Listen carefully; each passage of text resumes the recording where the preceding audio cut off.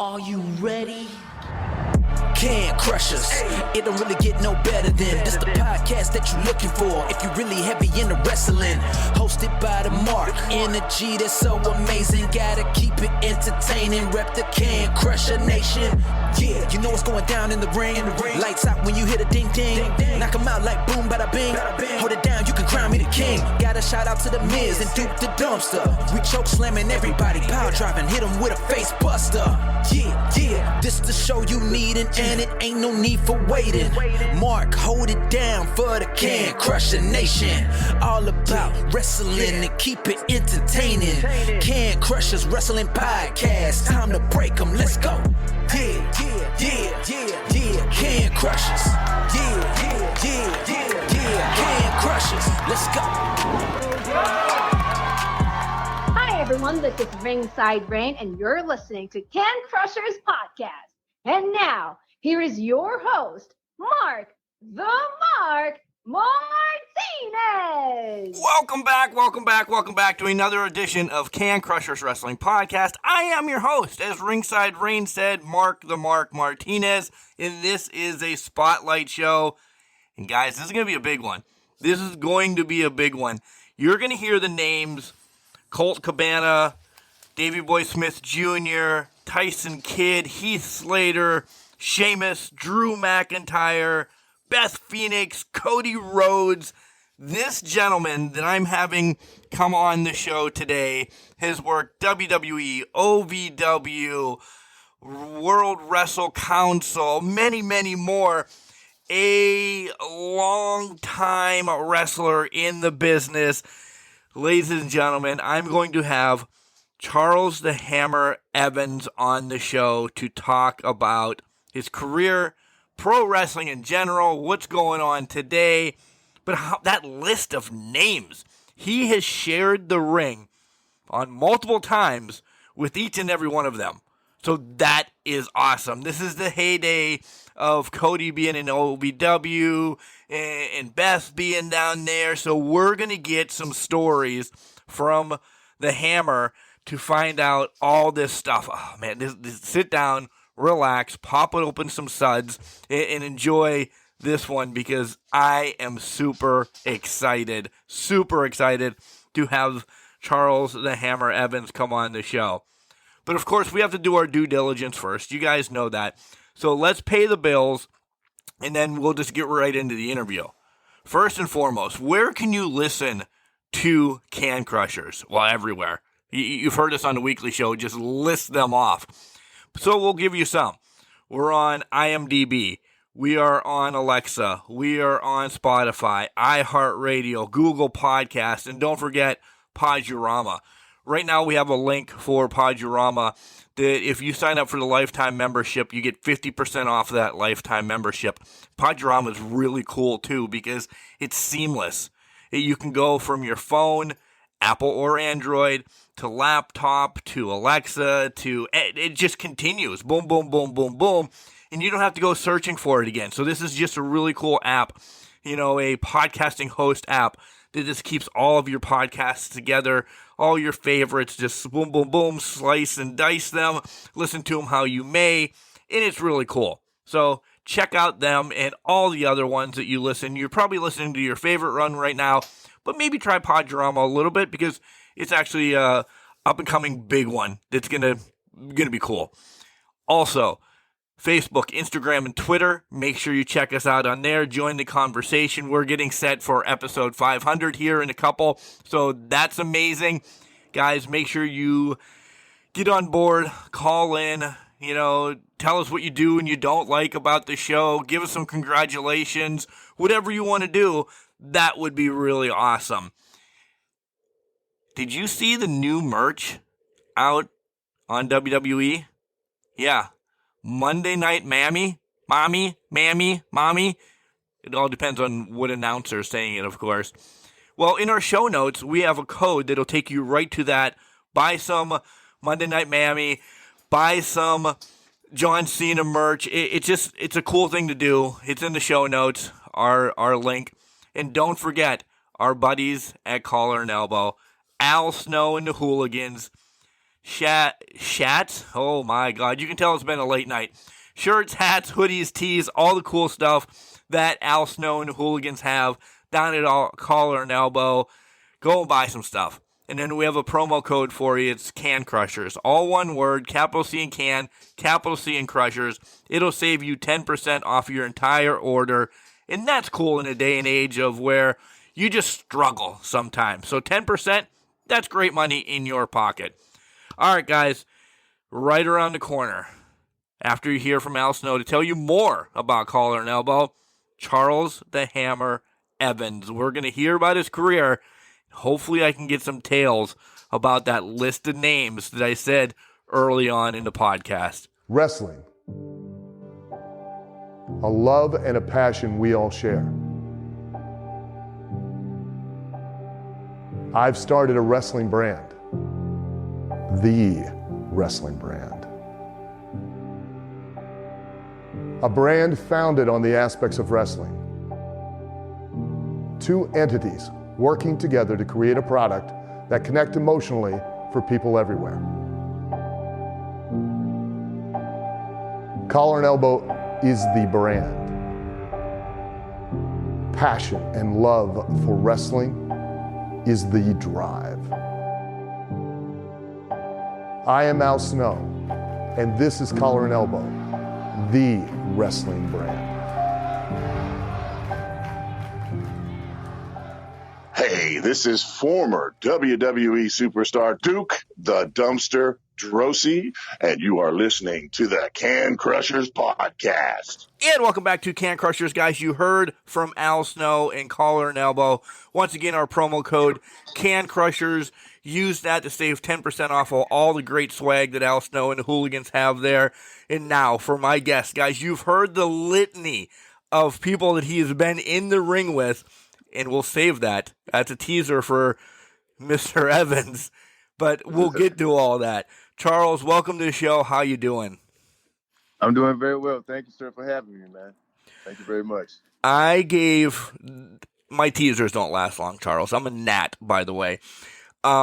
Colt Cabana, Davey Boy Smith, Tyson Kidd, Cody Rhodes, Drew McIntyre, Sheamus. You shared their, and there's a litany of more, but that's just, some of the hot relevant ones right now.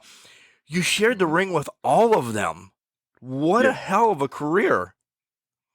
Yeah, man, it's been a journey. A lot of the stars you see on television today, I've been in the ring with a lot of those guys from OVW and FCW and let's say a lot of the house shows we had in developmental. So yeah, and about 98% of the roster I've locked up with, And I'm gonna twist your arm maybe later on to get maybe a story about this one, that one, or whatever you want to share or can share.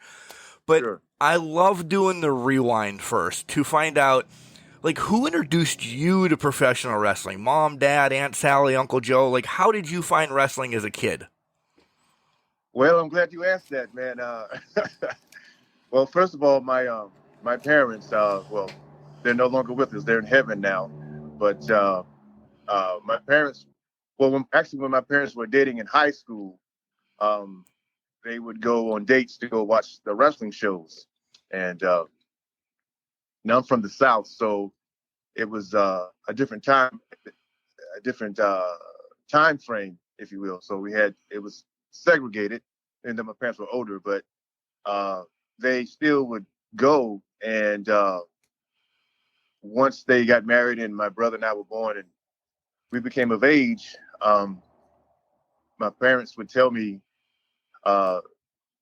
how they would go watch the wrestling shows on a Monday and Tuesday night, and being from originally from South Carolina, which was Mid-Atlantic Championship Wrestling, so they would drive and go to Charlotte, North Carolina, to watch the legends and so forth. And as a kid, we would go to a town called Florence, South Carolina, which is where they had the live events, and my parents would take me, man. So it was because of my parents back in the day. The Right. new style, they they weren't interested in that. But as far as like the like late Wahoo McDaniels and Black Jack Mulligans and The territory days, man. I will still say this to you. Can smack me through the phone if you want to.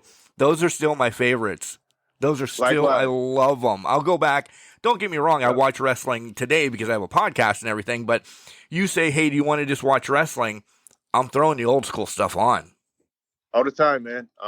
It's nothing but it's the best. I still watch it to this day. I mean, I even go back and watch. Like I love watching like Luthez and Vern Gagne. Yep. Even though they were long matches, but the fact of learning from what I learned, drawing the emotion from the fans, those guys were great at doing that, even back in the 40s and 50s. You know. Yeah. And listen to the crowd and how the crowd will react to some of the simpler moves compared to now. But I'm always going to be an old school fan. I mean, I pretty much, I'm like yourself. I mean, I watch the new stuff. So I'm a little bit older now, but I like to go to Professional Wrestling Society. Yep. And it'll post matches from the 50s. And the thing about it is, man, I love looking at the audience, man. You have like the grandmothers and the granddads and the moms and the dads and the kids, the babies. It's white heat too in some of those matches. Like it's like I don't know how wrestlers made it out without getting killed. We've had stories from like Manny Fernandez and everything that's been on the show, even Al Snow himself. It's unbelievable how people made it out alive. Made it out of there alive, yeah. That's right. You brought up Mid-Atlantic kind of because that was your home, I'm going to put air quotes around home territory or whatever. What other ones did you like? Because essentially I'm Mid-Atlantic too because I'm in Pennsylvania, but I always trickled to AWA. I loved AWA. Was there one that was more for you than the other? Well, actually, once we got Cablevision, I think it was the TBS station, and my grandma, I would go to my grandma's house. What I would do was watch Mid-Atlantic on Saturday mornings, and then my mom would go over to my grandma's house, and she had Cablevision, so I was able to watch Georgia Championship Wrestling. And so I had the best of both worlds of watching Mid-Atlantic and Georgia Championship Wrestling. And then later, once we got Cablevision and ESPN came out, I think I was in middle school. And that's where I first saw AWA, and it was late Kurt Hennig and late Scott Hall. Yep. Yeah, man. So I was able to watch. It was on Friday nights. So for me as a kid, Fridays and Saturdays, man, that was a blast for me up until I became a teenager and would watch until Georgia Championship Wrestling went away, and then became NWA. I mean, it was always NWA, but it was NWA then Crockett, essentially. NWA. Yeah. So then I had a chance to watch. I would watch like American Gladiators at 5:00, and then at 6:05, WCW came on. So that was my three until because I remember once AWA disappeared, I was like, man, what happened? It just disappeared off ESPN because ESPN was just coming out, Yeah. It was on 4:00 here, 4:00 in the afternoon. It would pop up. Yeah. I loved it. Yeah. And then, getting older, did you look for more then? Because it was my teens as well. Before I discovered WCCW World Class or anything more out west, even where like Junkyard Dog was. Why can't that one pop into my head right now? Okay, well, see, the thing about that is at the same time, I became aware of WCCW World Class because my dad had a brother that lived in Texas, so that's kind of like how my moniker came from, being from Texas when I got into the business. Well, when we would go visit maybe every not every summer, but maybe like every 3 years or so. Okay. Go visit my uncle, and I was able to watch the Von Erichs, man. So I was able to see late JYD.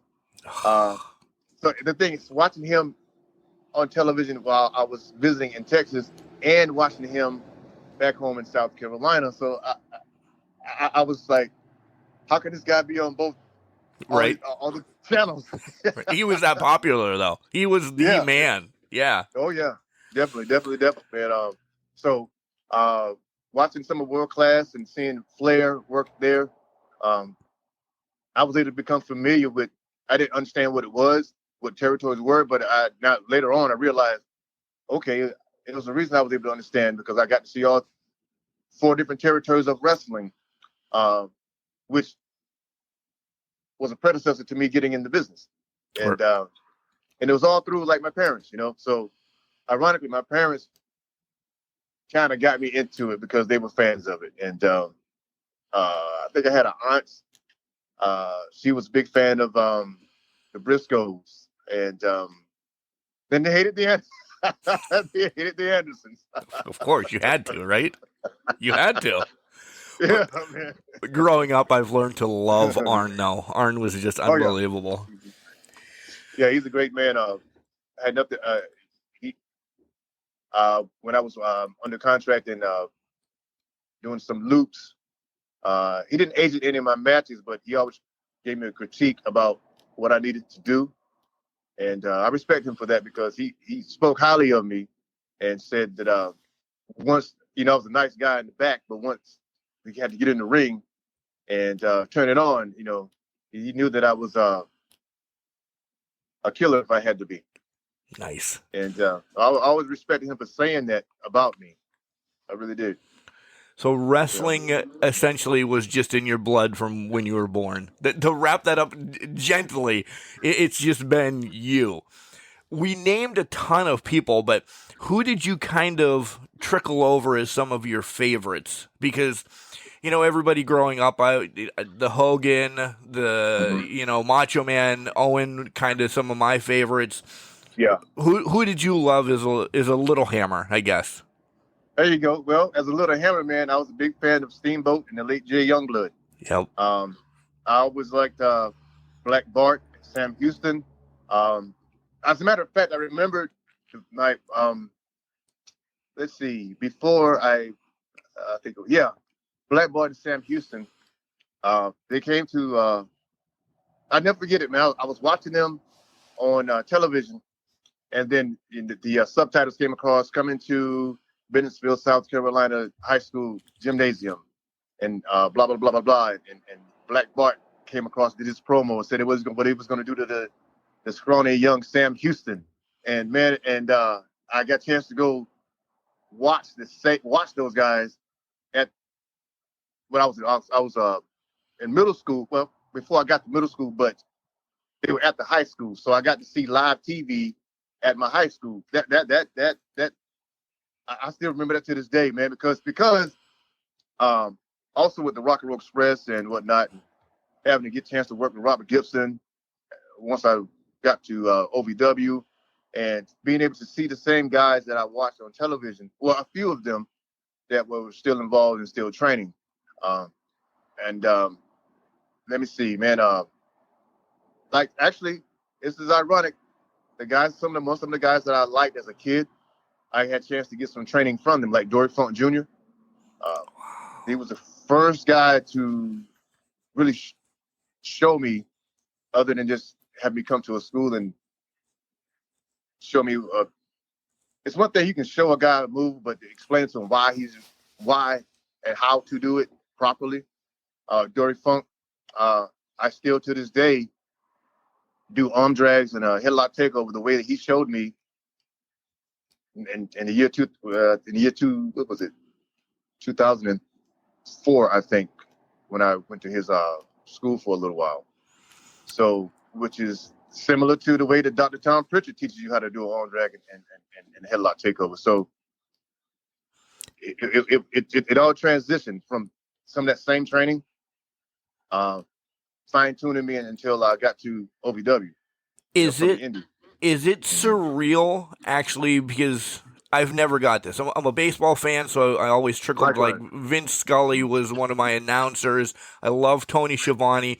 I've never been, trained by them. College degree, I'm not bragging, but college degree, I know how to do all this, but you legit had your college degree of, like, hard knocks. You're learning the business, but then is it surreal to actually have your heroes training you? Because I just gave myself shivers thinking about sitting behind the AEW desk and Tony's like, nope, that's not the way we do it. Or Vince Scully, God rest his soul too. That's not the way you call a baseball game, Mark. Like, how's that feel? It's unbelievable, man. Like, for example, when I was a kid, right? Dory Funk Jr. gave me his autograph, right? So when I had a chance to go to his school for a couple of weeks, my mom, she always kept a lot of scrapbooks and whatnot. So I showed him that autograph picture. I'm not picture, but his autograph that he gave me, and he couldn't believe it, man. That was 80 something. I know I wasn't even I know I was a small kid. I know I wasn't in middle school yet, but that had been around 81 or 82. So I took that with me when I drove down to Florida to train with him. He couldn't believe it that I kept this autograph that he gave me as a kid. So, for like example, working with Robert Gibson, knowing that watching the Rock and Roll Express and being a fan of them, the fact that, it could have been either Ricky Morton or Gibson he was cool as a fan, man. And he really explained to me and showed me what a tag team is, because I never had a consistent tag partner until I got to OVW and tagged with my partner, Justin Ox Washalow. So learning from him, and now I can go back and watch stuff from the 70s and 80s and see exactly, or watch some of their Memphis stuff and see, okay, this is how the rhythm is as he's coming off the tag. And by the time he tags this guy in, this guy's going to take him over with this or that. He's going to drop toe hold him, or hip toss him, or arm drag him, or whatever, and get back on top. So that stuff right there, watching that, I can remember when he came to OVW and took Ox and I, my partner Ox and I, aside, and one-on-one showed us, do this, do that, do this, do that. You see, so now, and it registered, and see, years later, I can go pop in I'm a VHS guy, so. Still to this day? Yeah, man. I still have one. I still have one too. Oh yeah, man. Oh yeah. I VHS. I still watch them, man. I like the tapes that I ordered back when you could order the tapes before the DVDs came out and all that. So I have a box of tapes of. I'm a connoisseur of territory wrestling, so I have a lot of. Let's see. What's a good one? Some stuff from Mid-South. And with Mr. Wrestling #2, Yep. So let's see. I think it's another quite a few. I want to tell you, man. Gary Hart, God rest his soul. I would never forget this, and Paul Jones, man. I never forget this. Watching those guys on television, and I remembered when they came to do the show at the high school football field, and I saw the great Kabuki stepping out of a limousine with Gary Hart. Man, I didn't know whether to be scared or give him a nice pop, right? Yeah, what you want to do. So, and watching the great Kabuki work with Jimmy Valiant and with the green mist, and Jimmy Valiant has the goggles on, and to know that television has come to my hometown, and like as a kid, man, just like being drawn into it, and having to believe it as a kid, and getting in trouble in school, having a wrestling match at recess, and putting a hold on a guy, and he's supposed to give, and because I saw, let's for example say Ric Flair had a guy in the hold, and the guy he gave up, but he didn't break the hold, so I thought I wasn't supposed to break the hold either. So, how many times did you get in trouble? for that, by the way. Three consecutive times. And my mom, she took my wrestling magazines away, and I couldn't watch wrestling. So I couldn't watch it for like a week or two. And that, oh man, that was the worst thing ever. On Saturday morning, I couldn't watch wrestling until I had to promise her that I wasn't gonna get put in detention hall, or get close to getting a day of suspension, because it wasn't fighting. We were just having wrestling, and the fact that you were emulating what you saw on television. So the teachers didn't know. The teachers had no clue what was going on, at least in my school. We would leave the figure 4 on somebody until like a teacher would grab us, you know? And pull you off of them. Yeah, man. Oh, yeah. That's back in the day when you could. Made your own belts, aluminum foil and all that, man. Yeah. Now you'd get sent straight to jail, by the way. So we don't condone that at all. We're just telling you our histories. But yeah. Yeah, man. Definitely. So, growing up, you're a big guy. You're fit. You're all of that. Playing sports and everything was part of this because, listen, I always say you love wrestling from the time before you even played sports. So it was always in the back of your mind. Every sport, I can relate to wrestling somehow. So how were you preparing yourself to get into wrestling before you made that aha decision? I was playing football since from Little League up to 2 years of college before I joined the military. And we didn't have a wrestling team. Well, by the time I got to high school, we didn't have a wrestling team, but we had one when I was in middle school. So I knew that I was, in my head, I knew once I got out of middle school and got to high school, that I was going to get into amateur wrestling, which in a working way, you think most of the time it leads to pro wrestling. So just like any other sport, so you relate from being an amateur to pro. And so it was football. And ironically, you say you like baseball. I do too, because here's the thing. With baseball, the same field that it was, I think it was called the Florence AAA team, the Florence Braves. Oh, yeah. The team from the Atlanta Braves. Okay. Well, that's the same football field or baseball field that they held the wrestling events on. So I think it was must have been 1985, and I know Dusty Rhodes was doing. Dusty Rhodes he was on the show, and we had a baseball game, and I know he eventually. I'm not sure who else was with him, but he walked over to the baseball game, and you couldn't believe it that Dusty Rhodes was at the watching. You know, he's a baseball player too. Right. Come to find out, the Dusty Rhodes showed up to the game, man. So I'm playing baseball, and I think I was about 10 or 11, and I look over and there's Dusty Rhodes and whomever else was with him. Unbelievable. Yeah, man. So all this stuff kind of lined up ever since I was a kid. Dusty watched you play baseball, and then you shared the ring with his son. Yeah. How ironic is that? Yeah, many times, man. So many memories of how, yes, it's wrestling, but wrestling, a business and a sport. So it works hand in hand. I mean, playing high school football, I remember as a high school football, when I was in high school, when we would warm up, do our warm-ups. And everybody had a little chant. So I end up, and I'm not putting myself over, but I never forget this. I mean, most of the guys on the team knew I was a big-time wrestling fan in high school. So we had this thing where, like, a few of the guys we would warm up, and we would have a chant saying, what you gonna do? I'm gonna put them in the figure 4. I'm gonna give them the elbow drop. You know, as we're warming up for the games, man. Practice that is. So nice. So yeah, man, and like then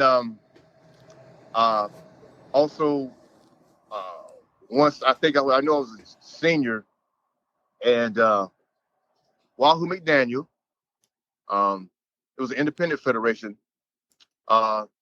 They did a show at my high school, and this was and I think might have been PN News, Okay. and might have been Manny Fernandez too. I think he might have been come through that particular federation as well. But as Cornette would say, well, I wouldn't call it an outlaw promotion, but they were independent promotion. Right. And I stood the ponies. I got a chance to see Wahoo McDaniel, talk to him as they were walking from the locker room. So many guys I get a chance to see in my life, from television to real life, to from a teenager, a kid to a teenager to being an adult in the business. That's crazy. You brought up Dory Funk a couple minutes ago, and a quick story. About 3 months ago, Dory showed up at a signing in New Jersey, and me and my buddy went. Let me tell you, he is an amazing human being. The first time I got to meet him there, he spent at a signing, and there's like thousands of people at this signing.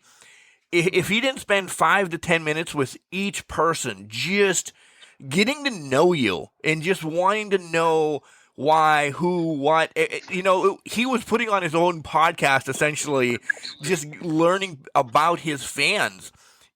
He's such an awesome guy. Like, no disrespect to anybody. I'm not going to throw names out, but, there's some wrestlers that just sign, go, thanks for coming, da-da-da-da-da. And I understand they have long lines.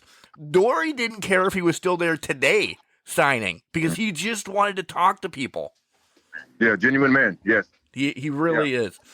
All right, so when does this aha moment, because you leak something a little bit, and by the way, thank you for your service. When does the aha moment come that I'm going to professional wrestling? Well, this was while I was over in okay, well, this is how this happened. I was in the military, and Iraq hadn't started yet. All right, so this is around 99. In 99, I was over in Bosnia, and the internet was coming out pretty vividly, and I was stationed at Fort Hood, Texas. That's when I first saw Shawn Michaels Wrestling Academy online. All right. Right. Now, the thing was, that was in San Antonio, and I was stationed in Killeen, Fort Hood, Texas, which is 2.5 hours from San Antonio. So you had to have a mileage pass to go. You had to get permission to go San Antonio like that, unless it was the weekend. So, but the thing was, the training was during the week, and I couldn't go from. By the time we would get out of formation at 1700, which is 5 o'clock or 5:30, to try to drive to get to practice on time, I didn't have enough time to do that. So I wasn't able to do that until the year 2000 came in, when I was at SmackDown watching. I went to watch SmackDown. That's when I came outside. On my car was a flyer that said, Ivan Putski School of Professional Wrestling, Austin, Texas. Wow. Austin was only 1 hour from Killeen. So, and I remembered, I said, that's Polish Hammer. He wrestled Logan. So, I told myself, I said, okay, man, I was like, well, I'm going to go for it. I went to Ivan Putski School of Pro Wrestling, which is where Lance Archer and I first met. And before we got on the indies. So, Lance Archer from AEW. Right, yeah. And he and I started out together at Ivan Putski School of Pro Wrestling. Now, after about 4 months of training there, which led into 2001, once 9/11 happened, because prior to that, once we got trained for about 4 months, and Ivan and Scott Putski and his brother Brett Putski, they showed us the basics, and we started on the independent circuit in Texas. Then months later, the terrorist attacks happened. So that changed everything. Yeah. So what happened was, I ended up having to prepare to go to Iraq. Now, while I was over in Iraq, I told myself, I said, if I can make it out of here alive with all my limbs, and I could bring out this, I was in charge of a few soldiers. If I could bring my soldiers back alive, if I can make it back alive, I'm going to go for it. So you got a lot of time over in the desert, man, to really you could have your surreal moments of like what you really want to do with your life. And I knew that I didn't want to do, I had to make a choice because I had about 10 years in the Army. So it was either I was halfway point to retirement, but I knew that I couldn't stay in the Army. At that time, I knew I couldn't stay in the Army and pursue what I wanted to do. So all those nights of in the desert, I said, okay, Charles, you make it out of here, man. I'm going to go for it because I started wrestling a little bit on the independence, but I didn't know much. But it wasn't that long because, like I said, Iraq happened. I mean, I think it was about maybe 4 months into me just starting to do some shows, and then that happened. Yeah, so minimal matches then. Yeah. Yeah, very minimal matches. So that's all I had in my head to retain until I was able to get back to the States. Now, once I got back to the States, that's when I contacted Dory Funk in Ocala, Florida. And I came home on my leave. I had 30 days of leave, and I took 2 weeks, I think it was a week and a half. I drove down to Florida, and I trained with Dory Funk while I was still in the Army. Now, that's when I kind of made that decision. Said, okay, well, I know I'm not going to re-enlist. I know I'm not going to do 20 years, but I know I've done enough time to where I get benefits from being in the military that they give you when you form a service member. I knew I did enough time. So I made sure that's when I started looking into OVW. Well, had it not been for 9/11, I would have went to OVW. What I was going to do was try to transfer from Fort Hood to Fort Knox, Kentucky, which is where Fort Knox and Louisville, Kentucky. Yep. So this is when Cena and Batista and Shelton and all those guys were. Yeah, not knocking OVW now or before or anything, but that was the heyday. Yeah. So if it hadn't been for terrorism, I would have got my orders cut from Fort Hood, sending me to Fort Knox. Then I would have been training on the weekends and at the original OVW headquarters in Jeffersonville, Indiana. Right. With Danny Davis and whatnot, and still been in the Army and finished up my time. So because of that, we had to go to Iraq for a year. I had to spend another year. I had to spend 6 more months in the Army, so I had to wait. So that ended up my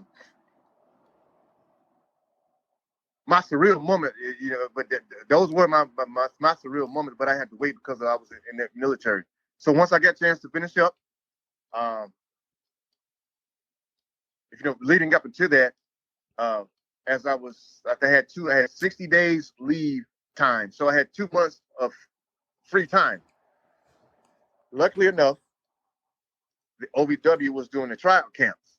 Mm-hmm. So I took my leave time and went to the tryout camp, made the tryout camp, and got the call back from Danny Davis saying I've been accepted into come training in the intermediate class.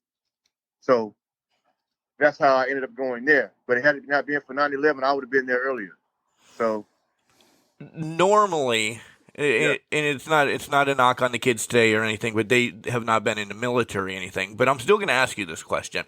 Sure. Was there ever a chance, and I don't think you're going to say no, but was there ever a chance during training, because it's a different training from football, baseball, soccer, this, that, or the other. Was there ever a day that you're like, woof, this is definitely harder than I thought it was? Yes. Really? With your military background and, your strong head and, everything that you have, I thought you'd be like, no, it was a piece of cake, dude. I was in Afghanistan. I was over there. What else could be worse? Wrestling training is easy, but you said yes to that.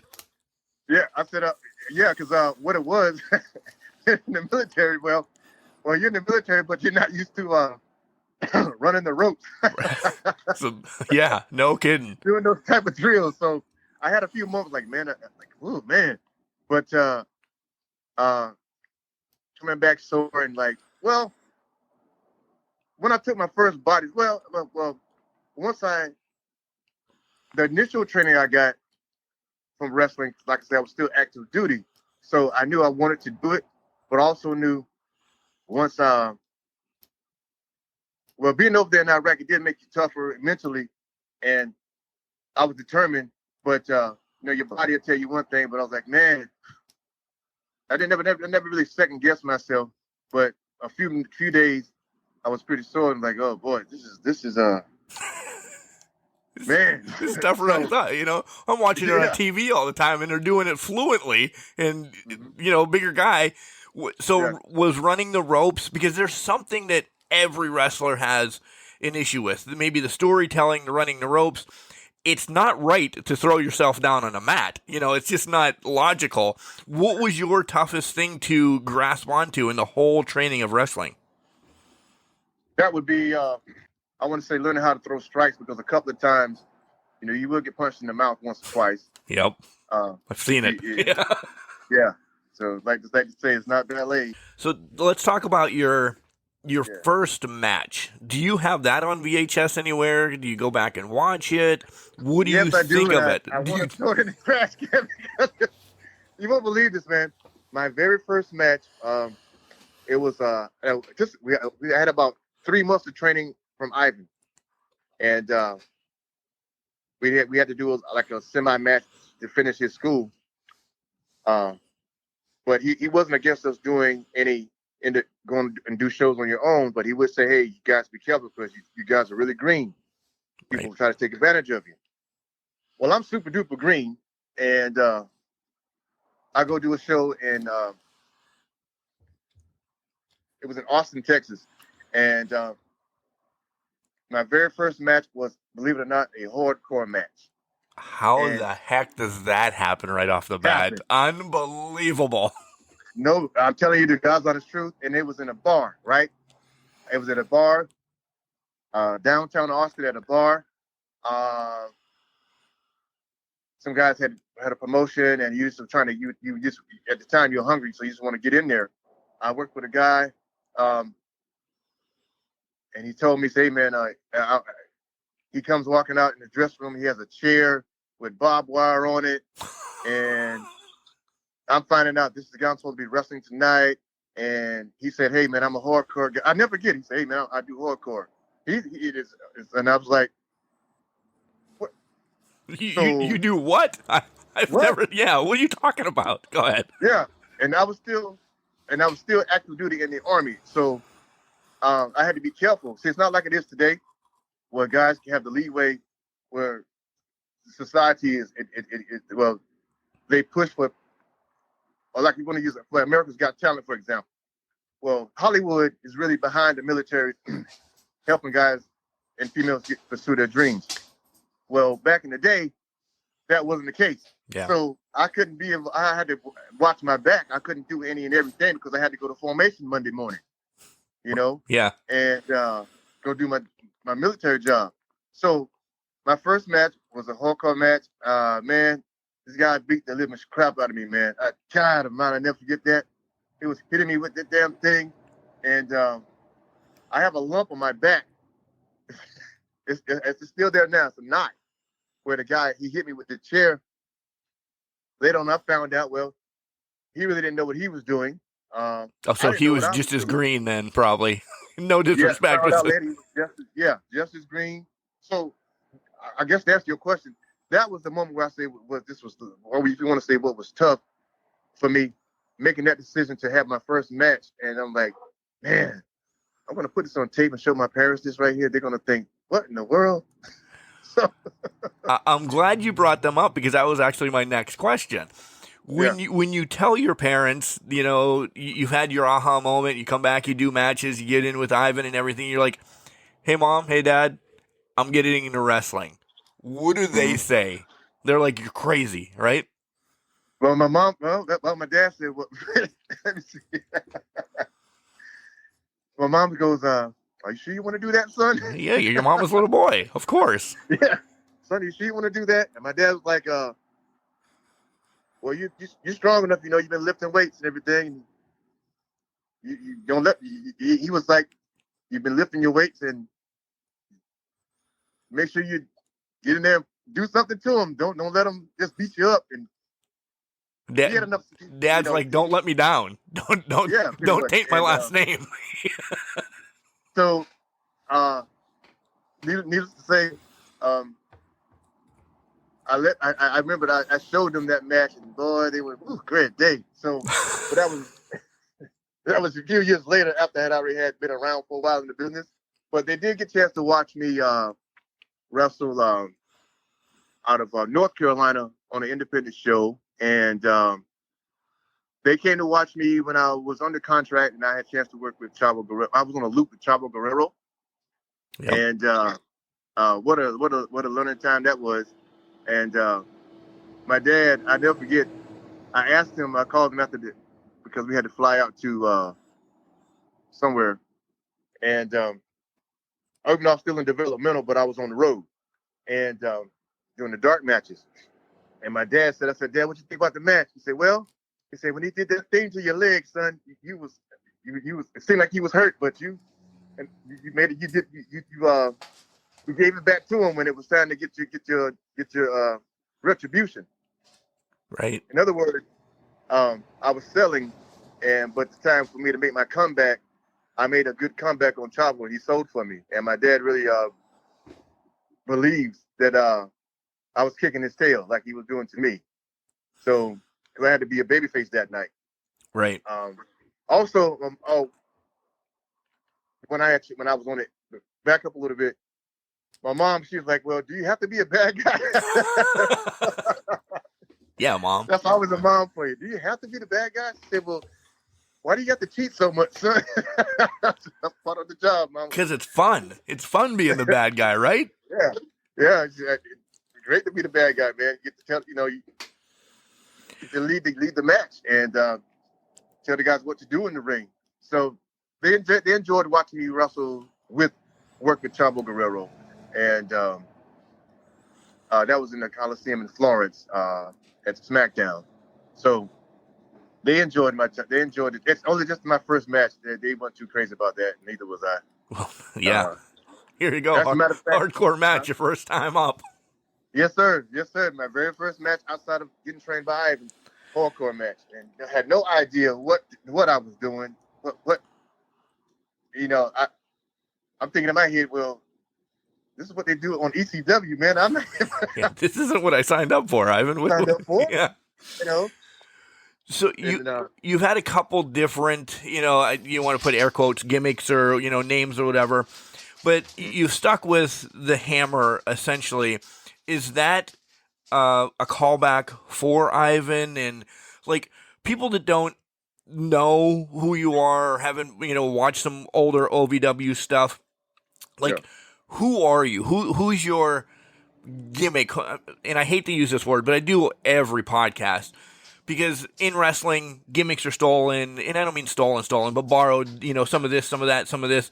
Who did you take and make, the Hammer from? Ivan Putski and Greg Valentine. It's exactly what I thought. Honest engine. It's exactly what I thought. Yeah. Oh yeah. Definitely.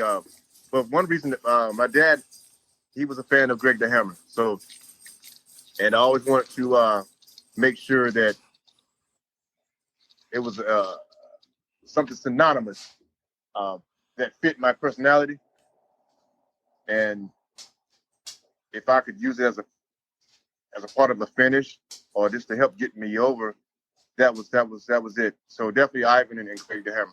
Okay, definitely. Mm-hmm. When you were doing, because we talked that you did watch and you are watching, but besides Ivan and Greg, who else did you do kind of some like tape study from? Because you're a bigger guy and you move great and all of that. Did you, I don't know, like Ted Arcidi pops into my head because that was a bigger guy that moved well. Who else did you look at like that? Well, I like Butch. Well, I'm glad you said that. I watched a lot of Butch Reed, and Yeah. Why did he slip my head? I'm an idiot. That's exactly no, you're right. not. Yeah. No, you're not. I had a chance. He was when I was at SmackDown. This is when he was going to become an agent, and I had a chance to talk to him and meet him. And I was telling him that I grew up watching him. Yeah, guys like well, fast forward a little bit. Well, I was older, but I watched a lot of Harlem Heat. Even though I was an adult, but for us who I can relate to, I liked. I'd have to imagine Ron Simmons then too, because Oh you yeah, brought up Butch Reed, and I'm going to get heat on this. No pun intended with the Harlem Heat thing, but I loved Doom. By the way, yes, when they likewise, so did beat I. the hell out of the Steiners, I loved Doom. So that's Ron Yeah. Simmons and Butch Reed. Well, here's another thing, man. You know, I know it's pretty.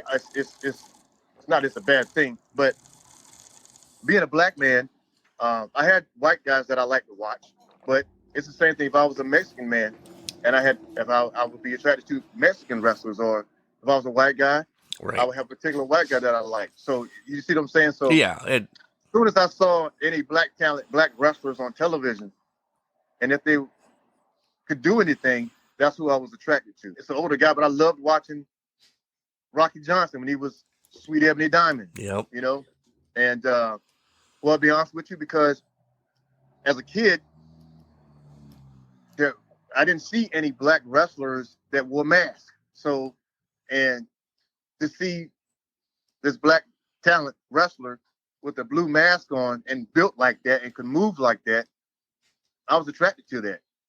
And then here comes Doom with Teddy Long, and what's another guy?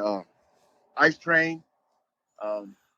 I loved Iceman Parson too. Now that we are brought up Ice Train. Iceman King Parsons. I'm Yeah. glad you mentioned him. I had a chance to, when I was on the Indies in Texas, he came to a couple of shows, and I said, that's Iceman King Parsons.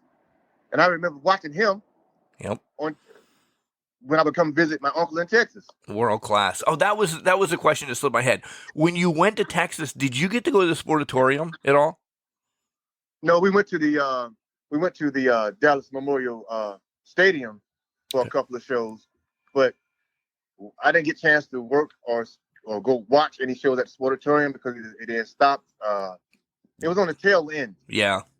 I thought so, but yeah. But I did get a chance to go see it before they tore it down.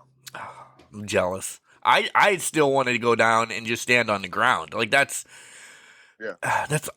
holy ground. You know, that if you're a wrestling fan, you want to go there. So yeah. Yeah, the Sportatorium, places like the Sportatorium and the Omni in Atlanta. Yep. In Columbia, South Carolina, the Township Auditorium, which has been rebuilt. Coliseum in Greensboro, North Carolina. So, but as far as Texas goes, it was a pleasure to go to the Dallas Memorial, and they still have the stadium to this day. To know that they still have it running today. That back in the day when I was a kid, my uncle and my dad, we would all go out there and see Bruiser Brody. Man, watching Bruiser Brody come out there. You talk to somebody who scared me as a kid. Yeah. I didn't know it was Psycho, man. You know, it's like, this guy here is like, where's this guy? Who is this? And who is this man? Where is he from? You know? Just literally killed everybody. And you're like, oh my gosh. Yeah. Yeah. Yeah. Bruiser Brody. You brought up that you still watch wrestling today. Some of your favorites today, like what do you watch? Or do you watch everything? WWE, AEW, Impact, or what? Well, I watch it in spurts. Well, I don't watch the entire show because some things I don't necessarily agree with. What I do is how I see myself now. I see myself as like I was taught this terminology, like a carpenter or a mechanic. So I watch various people on AEW, certain matches on AEW.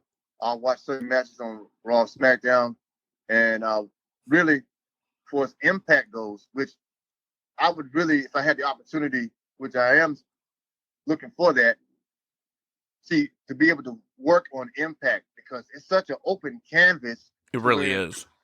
God Almighty, man, there's so much less those guys can do and get more out of it because it's like Impact is it's an open canvas, it's an open platform that you can, like Al Snow taught us, you can do so much more with so much less.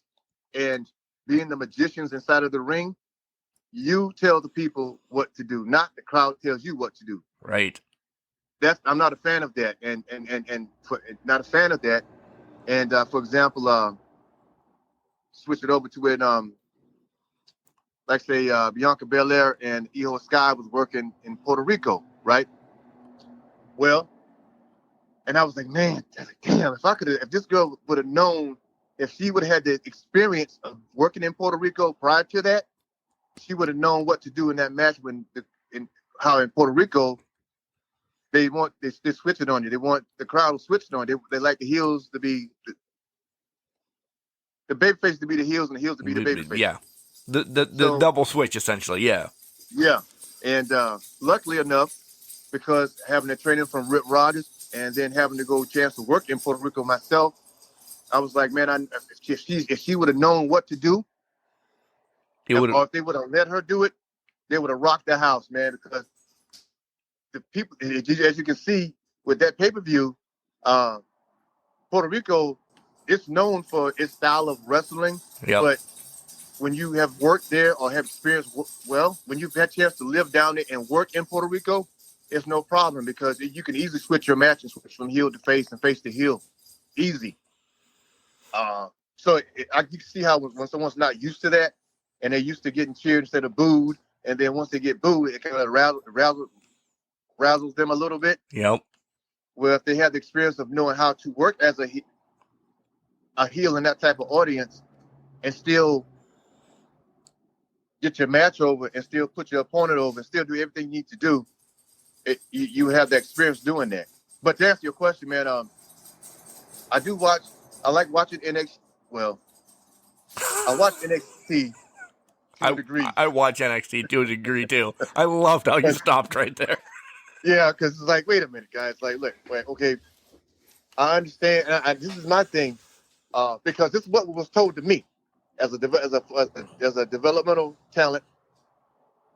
I had a few agents tell you, hey, you need to slow down. Don't worry about what you're causing in the back. Focus on what's there. Mm-hmm. And I know it's a new era and new modern era, but it's not going to hurt you to slow yourself down a little bit, do a little bit more selling, sell a little bit more, and stop letting the crowd tell you what to do in that ring. You are, because I feel like I'm having an Al Snow moment. You are, because I've heard this from him before. You are. Yes, sir. Yes, sir. Verbatim. Yes, sir. I'm telling you. You are the ones. You're the talent. You're the booker. You're the promoter. It's not the promoter's job, even though it is. But Snowman would tell us, "Hey guys, you guys are the wrestlers. You're the magicians. You're the bookers. So you're the guys who are doing the match. So you book your own match. You promote your own match. This is the stuff he would tell us what was told to him back in his day." Yep. Yeah, man. So you got to learn on your own like that. So that's what he would tell us. So I watch it, and I watch it like to myself. I say, man, kind of, if I could just get the PC Center to let me come there, and whether I don't have to be I'm not trying to be a star, but if you let me just get my hands on some of these new guys and slow them down a little bit, if they'll listen, or if, I understand now, a lot of veterans try to tell a lot of guys on AEW, give them some advice, and I hear how the newer guys don't want to listen, or they just get offended because this old school is telling you, hey man, why don't you sell a little bit more before you go do your whatever move you're going to do. So, and the same thing like Mickey James, right? Right. I was going to bring up Mickey, and then I have one more to bring up. So yeah, go ahead. Sure. Being able to call a match on the fly and connect with the people instead of, this is something used to beat into our heads in OVW. How can the average person cannot relate to you doing a triple flip hurricanrana. Ricochet. You know. Yeah. Now, Ricochet. Now, obviously, man, if I could take that, if that guy, He's unbelievably athletic. I unbelievable. poop on him all the time on the show. He's unbelievable. He just needs to slow down. Slow down and sell and make the stuff that he does. If he could just make that special, man, he would get over like $1 billion. Yep. If he would just be that underneath babyface and just sell a little bit. Sell a little bit, man. Fight back a little bit and sell a little bit. And then at the right time, get to hitting that all that stuff he knows how to do. If I had a chance to work with him, and if he would allow me to let me tell him, hey man, just sell for me, man. Sell for me a little bit, dude. And just let me get you in this hole. Let me get you here. Let me get you there. At the right time, then you can go hit the whatever you call all the stuff that you know how to do. Right. So, like with Mickie James, she says how it's a disconnect. So when, for example, we have that, I'm going to say this the right way out of, because I know my daughter's going to be listening to this, so I'm trying not to say one or two curse words that you know I'm okay with. You got that, the holy shit chant.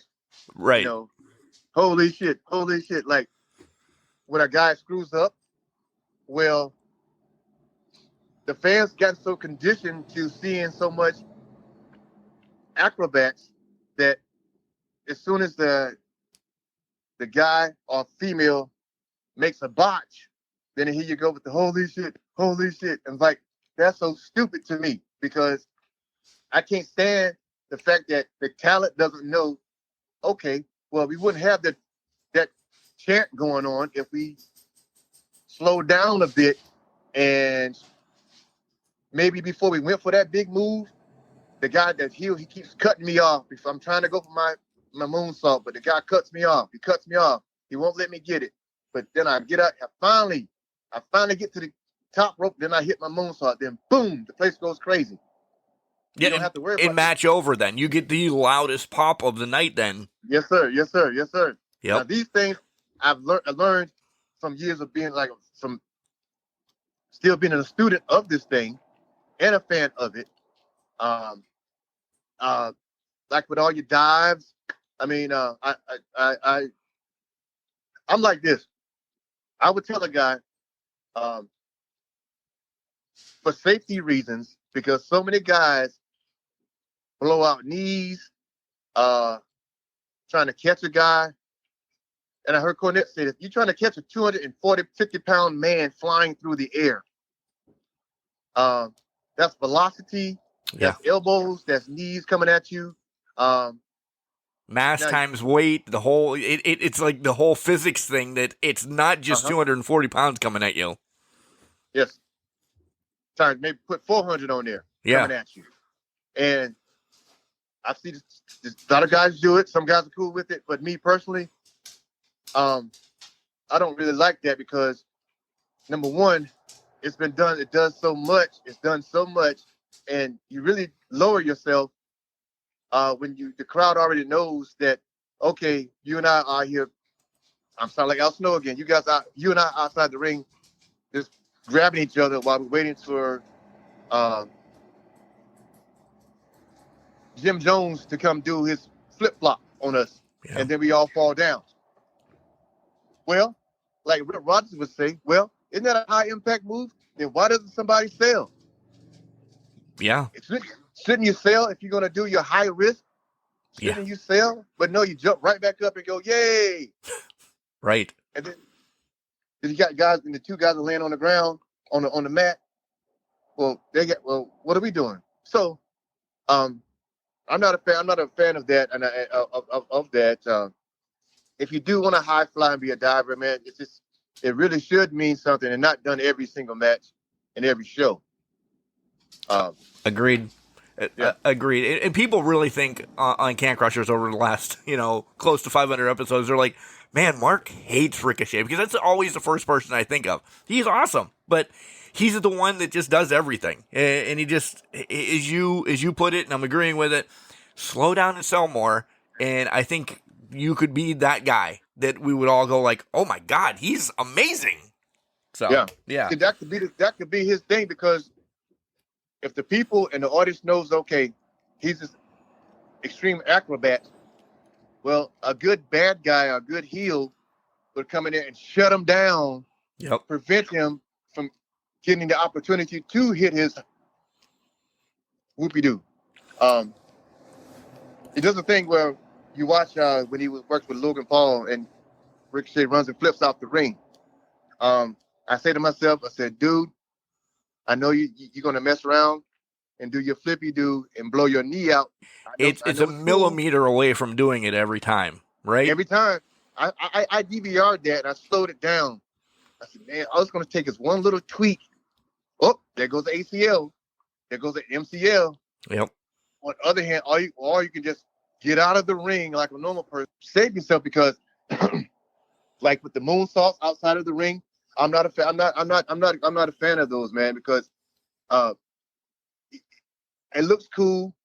Yeah, but so much could go wrong in a heartbeat. You know, and it's like, I'm not bashing, but I'm just telling you how it is for me. That's not how I was taught. Now, when I watch guys go outside on the ring apron, I can't this. I don't understand why they're not being told this. If I body slam you on the hardest part of the ring, which is the outside ring apron, right? Mm-hmm. Why shouldn't you sell that? Because that's straight steel. Listen, I put rings together, working for the promotion that I do and everything. That is straight steel. There's everybody knows how the ring's put together anymore, so we're not throwing the fourth wall down. There's no wood there. There's no little bit.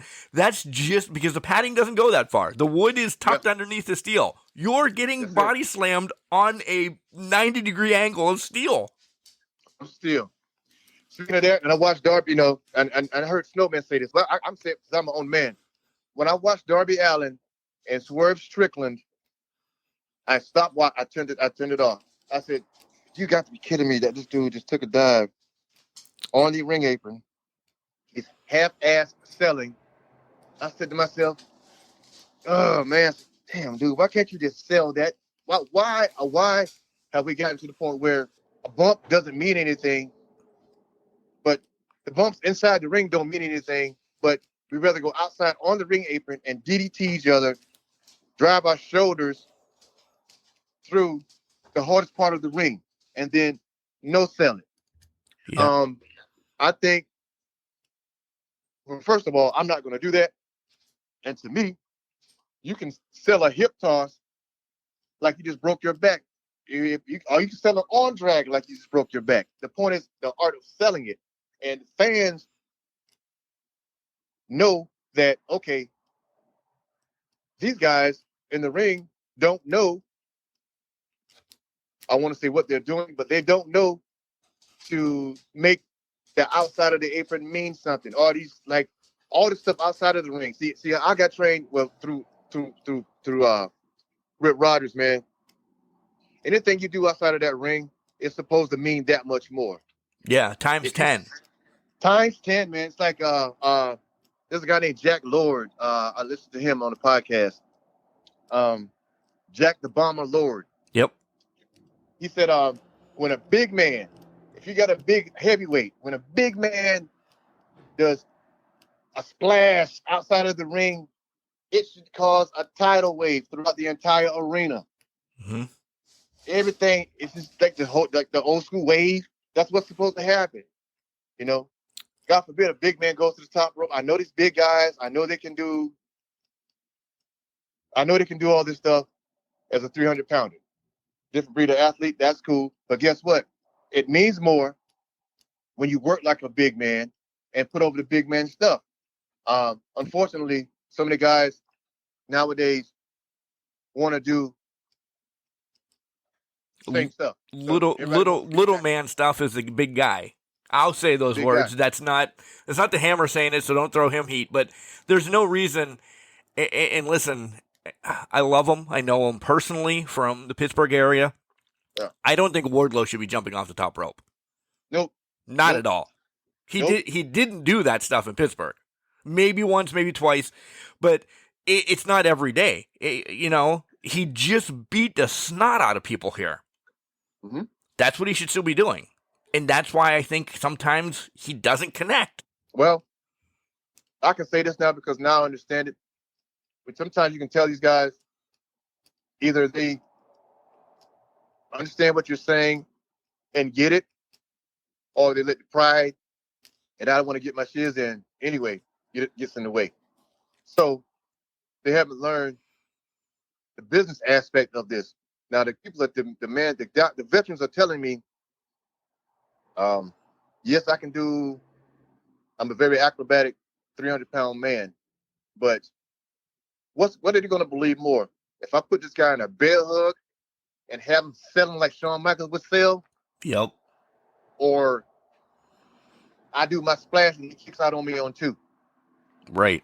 And that ruins your splash forever then. That little analogy right there of being. I remember being told a million times, "Hey man, you see what you just did to that guy out there? Well, why did you let him kick out on you? Well, I don't know." And I remember telling myself, "What?" I remember trying to figure out, well, why did I let him kick out on me? Why did I? And they said, "You don't get it yet," because I didn't get it. Unfortunately, the guys won't get it until 5, 6, 10 years later.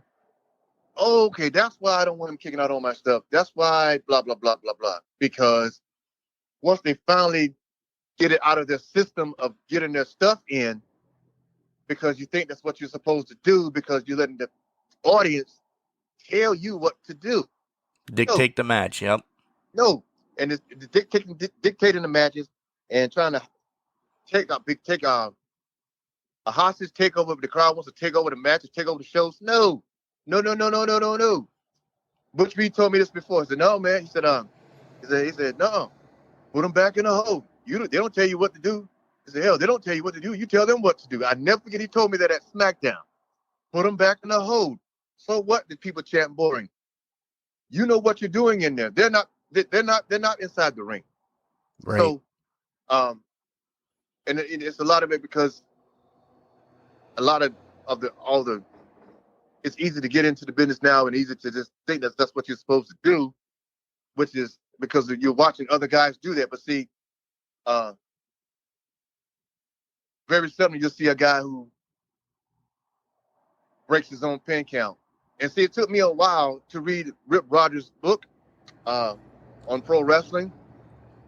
Even after I was done after I had left the company, a couple of years ago, I got Rip's book, and I saw him at a seminar a couple of years ago. I talk to him all the time. I was reading his book, and it says, as a heel, you want to keep your heat on yourself. So instead of having a babyface kick out on you, you break your own pin count. You grab the tights, you cheat, you choke them, you put your foot on the ropes. You do stuff as a heel because that's what bad guys do. Lift them up because you want to beat them more. Yeah. If you'd have told me that while I was in OVW, I would have probably understood it, but not really gotten it. Yeah. Like I do now. Because of like they say, sometimes you have to leave the area to go learn different things. And which made me think about Japan right quick when I popped in my head. When I was in Japan, working over there for a little bit, knowing how to, so you pick a guy up off the mat. Oh, this is what that means. Yep. Sometimes you have to go to another territory to do things, to have a reflection on something you got trained on back at your camp or your school. Yep. It makes perfect sense. It makes perfect sense. So you've worked with a ton of people, and we're going to get around to those ton of people. The teaser still keeps going. That I've named some, but is there somebody that you would have liked to work and have a dream match with, or is that two separate questions? Well, a dream match. Let's see. You mean past the present, or you can? It's a dream match. You can resurrect Jesus if you want to. Whoever, yeah. Okay. Let's see here. Well, see, I want to say Steamboat, but Steamboat was my agent a couple of times, so Well, Rick Steamboat, because I think I was at no, I think we were in California at SmackDown, and we were working out in the ring, and I was trying not to mark out because I think what he was trying to do, he was going to make a comeback, and he was like a mentor type gimmick, Right. be a mentor to a new guy, initiative, if you will, and we were going over some things. He was telling me how to sell. He gave me a couple of chops, and he said, "Hey man, at the right time, fire back on me." You know, he was telling me, if we're fresh in the match, you can throw it, give it back to me. So I want to say Steamboat, but like I said, we had a chance to work out together. So, but I always wanted to. Well, since I learned this from Robert Gibson, he would say, "Hey, if you're gonna work with Ric Flair, as soon as he chop you, if you're fresh in the match, bust him back. You know, you don't have to just go down and start selling immediately because they're trying to see if you know what to do in the ring with him." So when I learned that going to Puerto Rico, I was working with Chicky Star, and Carlos Colon was telling me, "Hey Evans, man, hey, go ahead, fire back on him, man. You know, fire back on him." So I did, and I got the reaction that I was looking for because we were fresh in the match, Right. and it wasn't time to sell yet. Because that was his thing. Whatever, I think he was similar to Flair, would throw a chop or something beginning of the match, and it was up to you whether you wanted to register or just register it, then sell later in the match. It makes for, if you understand, you understand. If you don't, maybe you shouldn't understand yet. And I'm not saying that mean, but yeah, I completely understand that. The guys I want to work with, they end up coming around through OVW. So sometimes like White Lightning Tim Horner, right? Yeah. One of my favorites growing up. My grandmother, God rest her soul, she loved White Lightning Tim Horner. Yep. And most grandmothers liked Tim Horner. He was good-looking white meat babyface. He was the schoolboy. He was the boy next door. You know, the grocery store clerk. He was just a wholesome guy. Yeah, he was cool, man. He came to OVW, and I told him, I said, this popped me too. I said, I want to tell you. I said, when I would watch you on Georgia Championship Wrestling, I think it was Georgia. Yeah. And I said, that's making me laugh right now. I'm gonna get my dad's socks, right?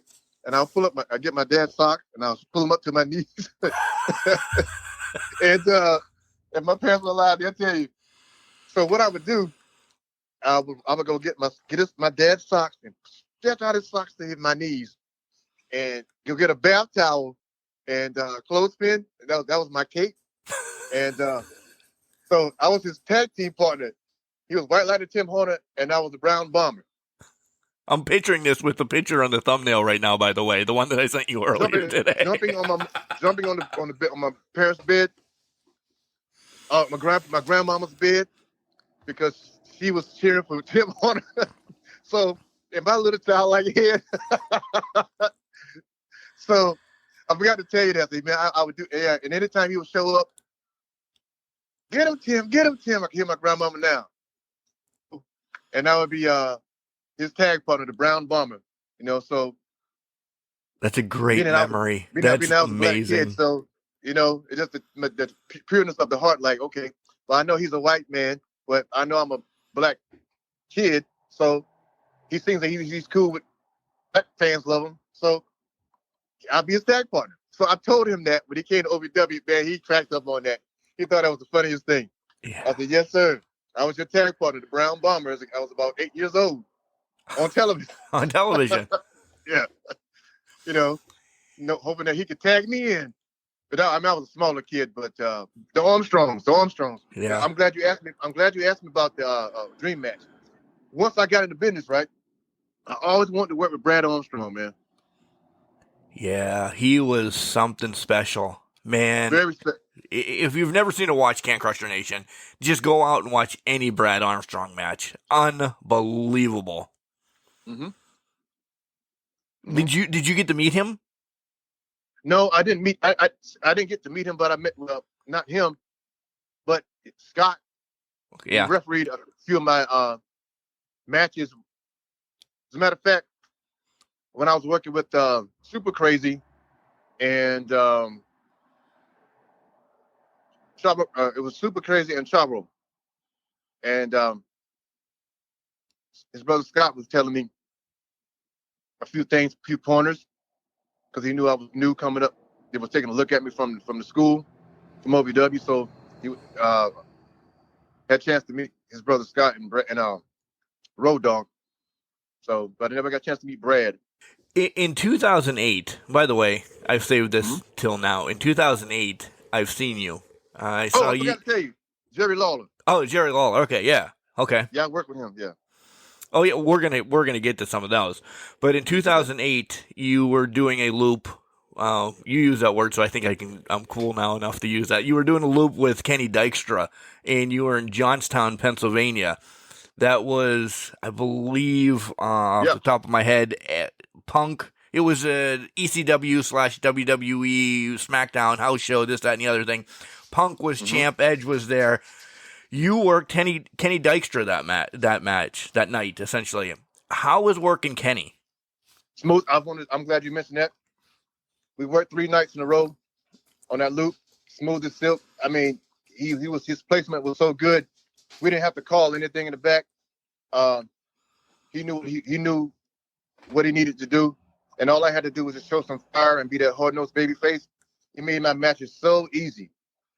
Sold like $1 million for me on my comeback.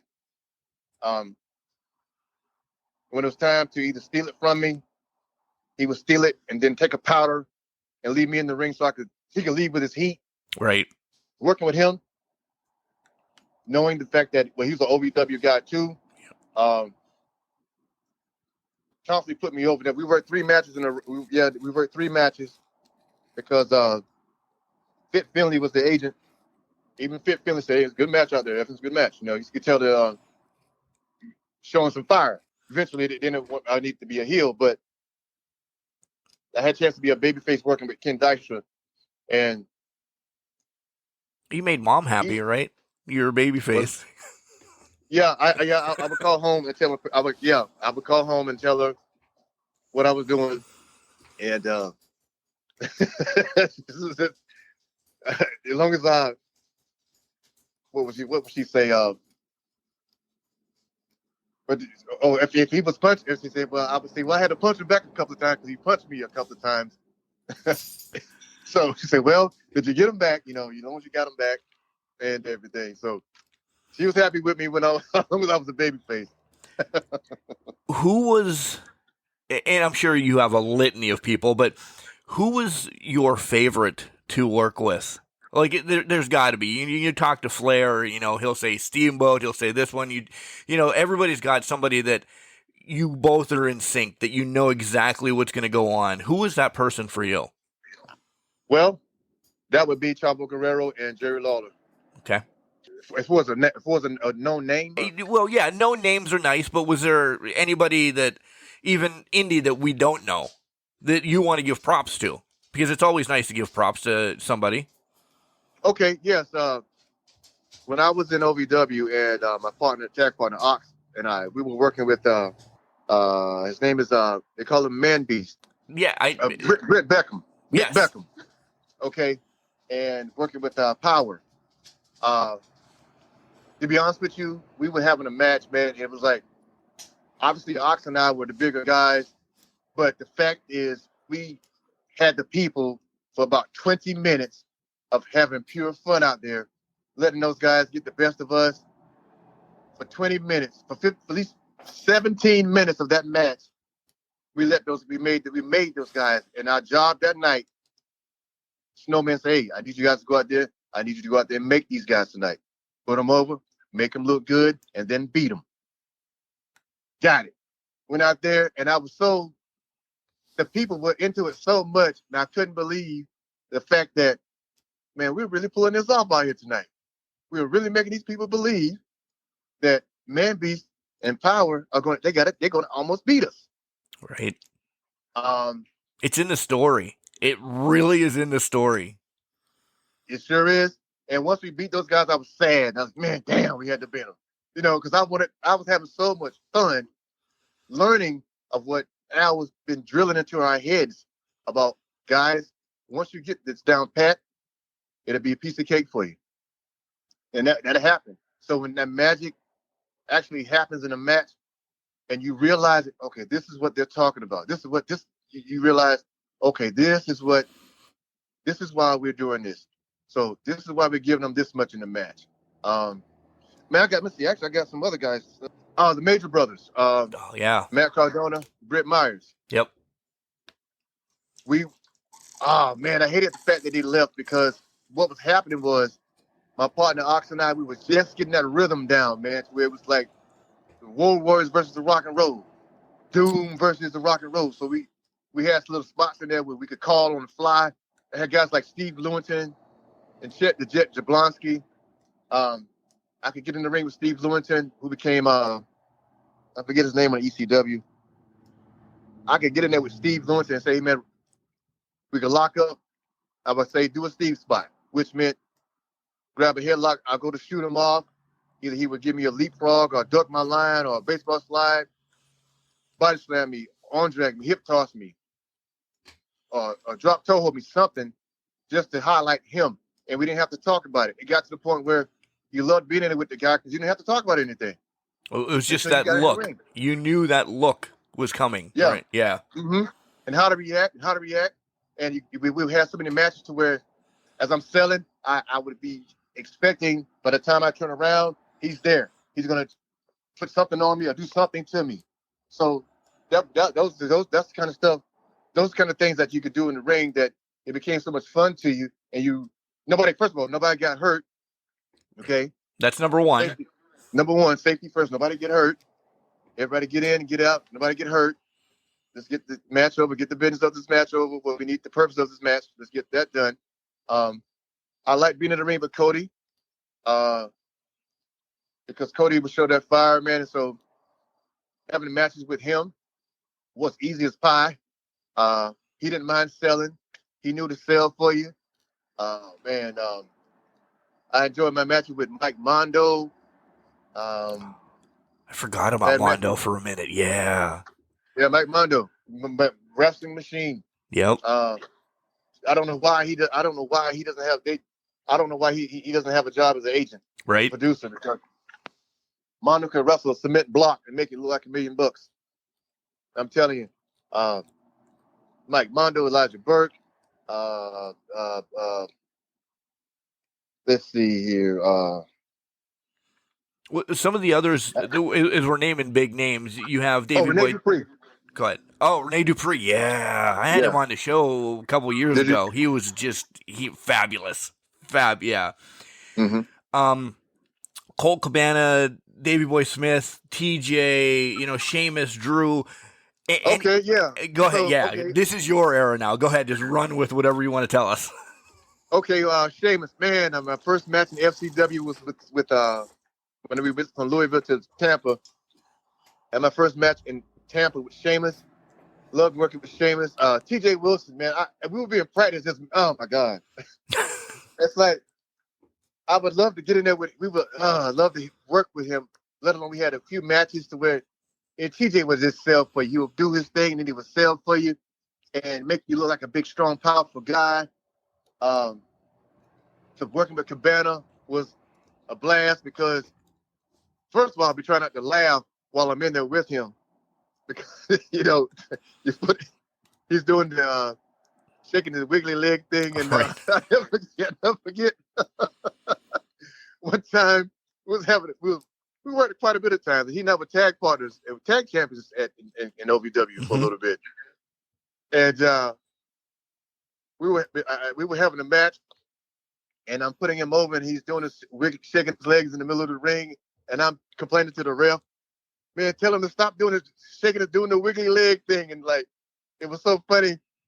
and I was wiggling my legs. I was like, it's jumping off on me, you know. Speaking of that, Finn Bodie. Oh my Finn Bodie. God. Man, what girl. Yeah, Sin Bodie can. He could If he's not wrestle a oh my piece of goodness. lint and make it look good. You know, a plastic bag. He's just a great storyteller and athlete and everything. I agree. Sin Bodie's unbelievable. Till this day, whenever I catch up and get a chance to talk with him, I always tell him we did a little we worked for about three or four matches in OVW on the road at house shows, and we would do the claw match. That was so funny because the claw would like attack him, and the claw would get stuck to the ring. The ring turnbuckle. So the claw would be trying to attack the ref, attack him, and he couldn't control the claw, and the claw was having the match by itself. Man, I'm trying not to laugh as a heel. I mean, a baby face like Right. hide my face because it was so funny of a guy who was so good at, like you said, have a match with anybody, anything. Let me see. Yeah, oh man. Is there, before you think, and as you're thinking, is there ever a time that, you know, we just brought up Sin, is there ever a time that you literally cracked in a match? Good, bad, or ugly? You know, you're like, oh my gosh, that just happened. Yes, yes, it was. And I think we were in a tag match, and I was working with Steve Lewington and Chet the Jet Jablonski, and there was a spot we had set up, but the spot got blown, and Chet was like, "We're doomed, we're doomed, we're doomed. It's over, we're doomed." And it was like, I knew we would, and I was like, "Oh, this match went down the drain." So I got tagged in, and I was like, and my partner Ox was like, "Dude, it's not right, it's not right." So I was like, I know. So we had to go on and finish it out anyway. But there's certain spots in the match. That's what that was. It was so like, I'm trying to remember what exactly happened. I think we had something else going on outside of the ring, and I think someone was supposed to did a distraction, but they missed their spot. So it made you look kind of goofy, and it didn't. So It didn't gel. didn't gel. And I'm not a guy. Remember Daniel Rodheimer? Yeah, I do. Okay. I worked with him a few times. And I liked working with him because Rodheimer was a bigger guy, but he was a type baby face that he had him working as a baby face, and I was a heel, and he would give me the boot and stuff like that, and I would sell, and we could mix it up a little bit, like big guys do, in safe places, of course, and we could put over the stuff like the top arm wrist lock. I also like working with Oleg Vladimir Kozlov. Oh, I forgot about. Oh, yeah. Yeah. Oleg was a cool dude, man. Especially when Oleg started getting it a little bit, and he learned like, okay, he was learning. He does acting now, but to know how we would go work the top arm wrist lock, and he would take me down a little bit, and I could take him down a little bit, and we could do that stuff. And at the right time, he could power me down, and I'll pop up and push him. He'll push me back and stuff like that, and little things like that in the match. But and as him learning and how to work like his size, A big man. Big man. Let's see, there's so many other guys. I like working with Paul Burchell. He was another one to work a heel or baby, either way. But he would be that fiery baby face or be that nasty heel if you needed him to be. And he would also sell for you too.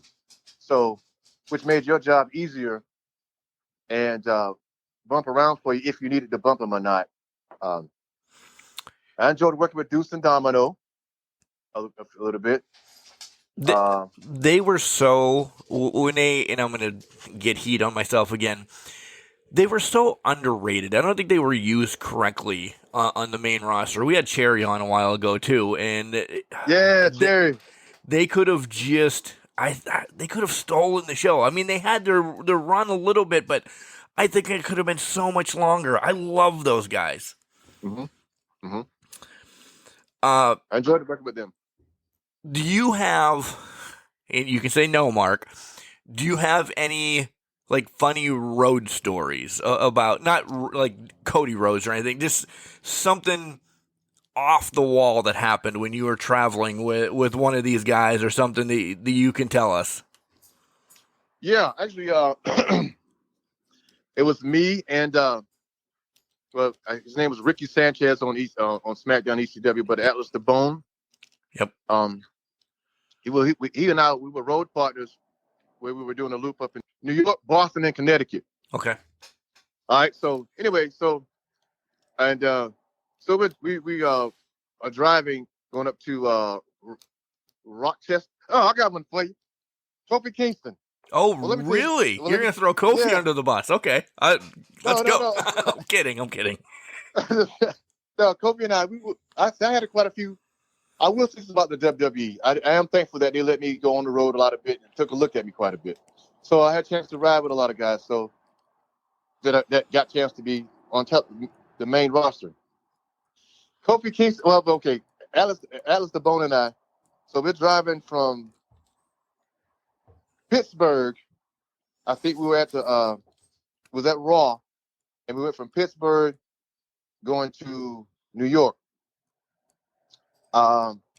It was a blizzard out there. So we're trucking along. I can't see this. I was driving, and I couldn't see, and the windshield wipers were freezing up, and it's snowing. Welcome to Pennsylvania, by the way. Yeah. Man. And we got to go to Rochester? Yeah. You probably drove right by my house, by the way. Real talk. You probably did, yeah. Okay. Man, it took all night, morning long to get to the TV hotel. We got to Pittsburgh, and I know we drove until about 7 or 8 o'clock that morning, and we had about 3 hours of sleep before we had call time because we couldn't see, and we drove so slow. We had no choice. But Atlas, he stayed up. He didn't fall asleep. He stayed up the entire time. And that was the longest drive I ever took going to a show because, it's GPS, you had the GPS. Oh, there was no GPS then. No. No GPS is then. No. It's all map. If you didn't know how to read a map, you were just hoping and praying one hand and crapping in the other one. Right. Telling you, trust me, because we pulled over. We'll pull over, take a break because so to see if we could. We were trying to decide, man, we just need to stop here at this gas station, man, and just wait till the sun comes up, man, and just try to make it before 2 o'clock for call time. Yeah. So, man, but we trucked along, and we got in there, and the thing about it was, guess who came trucking along behind us? Dusty Rhodes and Rick Steamboat. Oh, so you weren't late then. If they're behind you, you're okay. You're okay. Yeah. And we were stepping through like you could step through the snow and just the snow just like doggone past your knees. I'm like, how did we make it here? It's amazing. Yeah. Now this story right here, Kofi Kingston and I, we were in upstate New York because we worked in Elmira. We did a house show loop up. We did a loop up there. The funniest thing ever.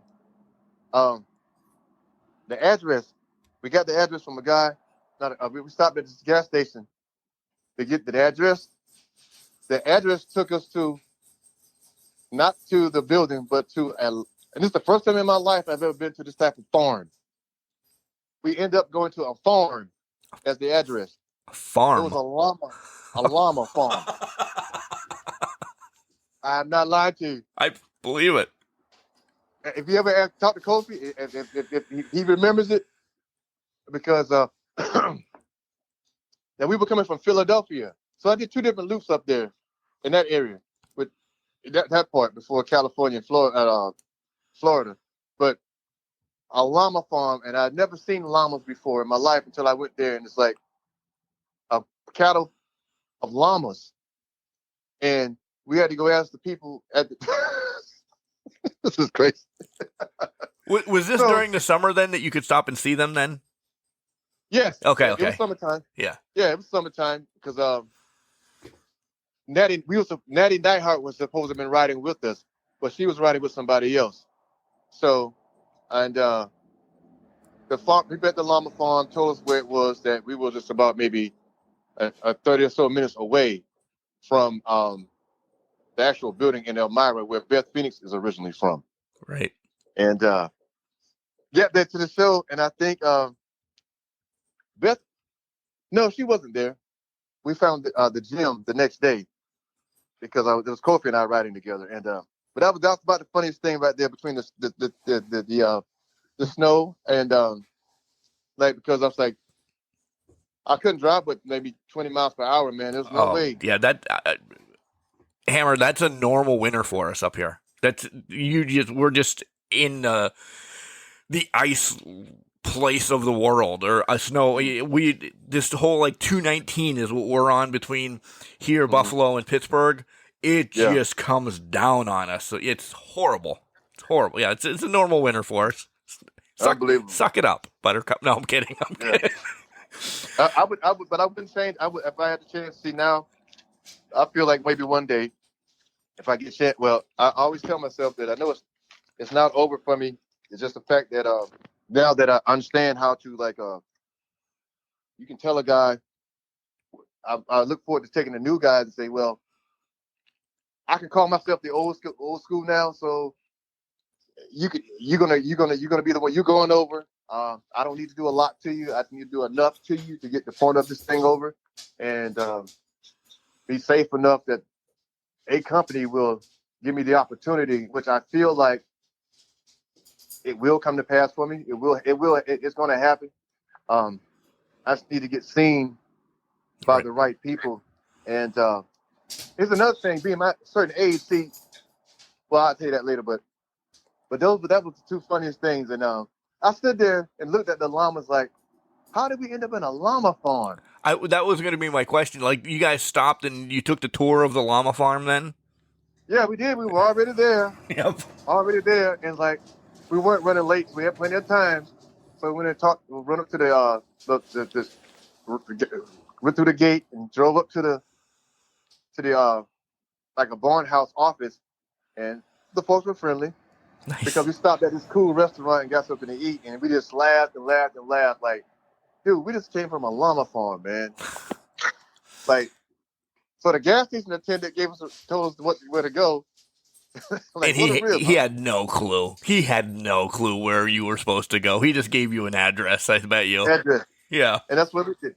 And sure enough, I tell you, man, so that was one of the funniest days. I'm trying to think. I know it was in L.A. Oh, yeah. When I first flew out to California, I didn't know where the Staples Center was, and it's like where to park. One of the biggest places in LA. But all right, go ahead. Yeah, and I had never been there, so I parked at the wrong building, and got out and took my bags out, and I come to find out I was in the wrong building. So I ended up having to go across a few minutes away, but that was pretty funny to me because I'd never been there. So once I finally got there and realized where I was at, okay. But so those are, as far as the road stories, those are great ones. Those are great ones. Thank you for sharing. Yeah, no problem. Kind of like a twofold question. One, and I know we're going to push towards part 2 of this. If you never get back in the ring, or you know your career's done or anything, just we're assuming right now, do you feel fulfilled with your wrestling career? If I never get back in the ring, well. And then part two, what's the goal here? What are we pushing towards? I know we hinted you'd love to go to Impact to do some stuff, or what else are you doing essentially? Well, what am I doing right now? Yeah. Well, I'm training now. See, but for now, I'm not ashamed of my age. I mean, I don't look my age, and I'm in better shape now than I was when I was 10 years ago under contract. So I basically can still go, and I'm defying that. I mean, as humble as I can say this. When it comes to my career, I never took a lot of crazy bumps, and I didn't start in the business as a teenager. Right. See, I was 27 when I started training, and I took about 7 years off from the last time when I was working in Tennessee in 2010. I had time to take off, so my body still, and I've always worked out and trained. So the typical wrestler who's 49 and 50 years of age, you think, oh no, when you look at Edge and you look at certain guys, well, those guys have been doing this since they were teenagers, bumping it every night. So of course you're going to look older. Yeah, 30, 40 years on some of them. Yeah. Yeah. So not everybody that's a certain age, not everybody hits a certain age and then you stereotypically look a certain way. That's not the case for everybody.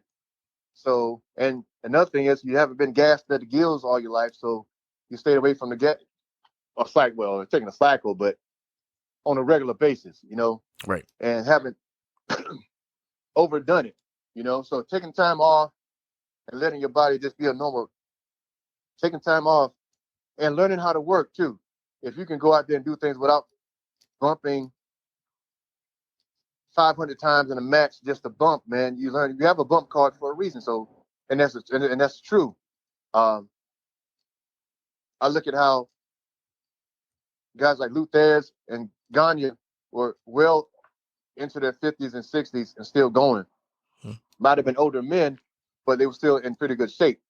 So for me, I don't feel that I have fulfilled all I want to do with the business as far as being in the ring yet, because when I first started, right, I remember that when I first started, I worked with a guy. I couldn't believe how old he was, but he was in incredible shape. He was from the Dallas area, but he always worked out and trained regardless if he was involved in the wrestling business or not. And I never forgot that. And seeing older guys at the gym sometimes, seeing older gentlemen training all the time, that was always inspiring to me to hit that mark, to get a certain age and still getting the second wind, if you will. Not everybody is that way, but not everybody can do that either. So yeah, I'm thankful that again, going back being an athlete, I always knew as a teenager I wanted to have it. Ever since in the late 80s, when I first started watching American Gladiators and seeing Muscle Meg bodybuilding magazines and like telling myself as a teenager, I said, man, one day when I become old man, well, I want to still be in shape. And I look at guys like Al Snow, one of my trainers, man. Al's gray hair, but he's still in great shape. And he's 175 years old. He may say his body feels like it. Yeah. Now, once my career is over, I feel that I will have accomplished what I want to accomplish. Because for some reason, I've always thought about like the George Foreman comeback, but he made a comeback, but he wasn't in the greatest shape he wasn't in the greatest shape, but he was able to make a comeback. And for some reason, I've always been drawn to the older athlete that makes a comeback in the sport, but he comes back looking better than he did when he was a younger guy. Yep. It's not, he could have won. I'm going to revert this to football. Like Tom Brady won 1 million Super Bowls. Oh, yeah. If he would come back next year and just look like the stud, or better than the stud that he was out of Michigan, you're like, whoa, this is really a redemption story. He's got nothing to redeem. He's just showing you that I'm still a freaking athlete. That's right. That's what I. All right, that's what I thought you were saying. Yeah. Yes.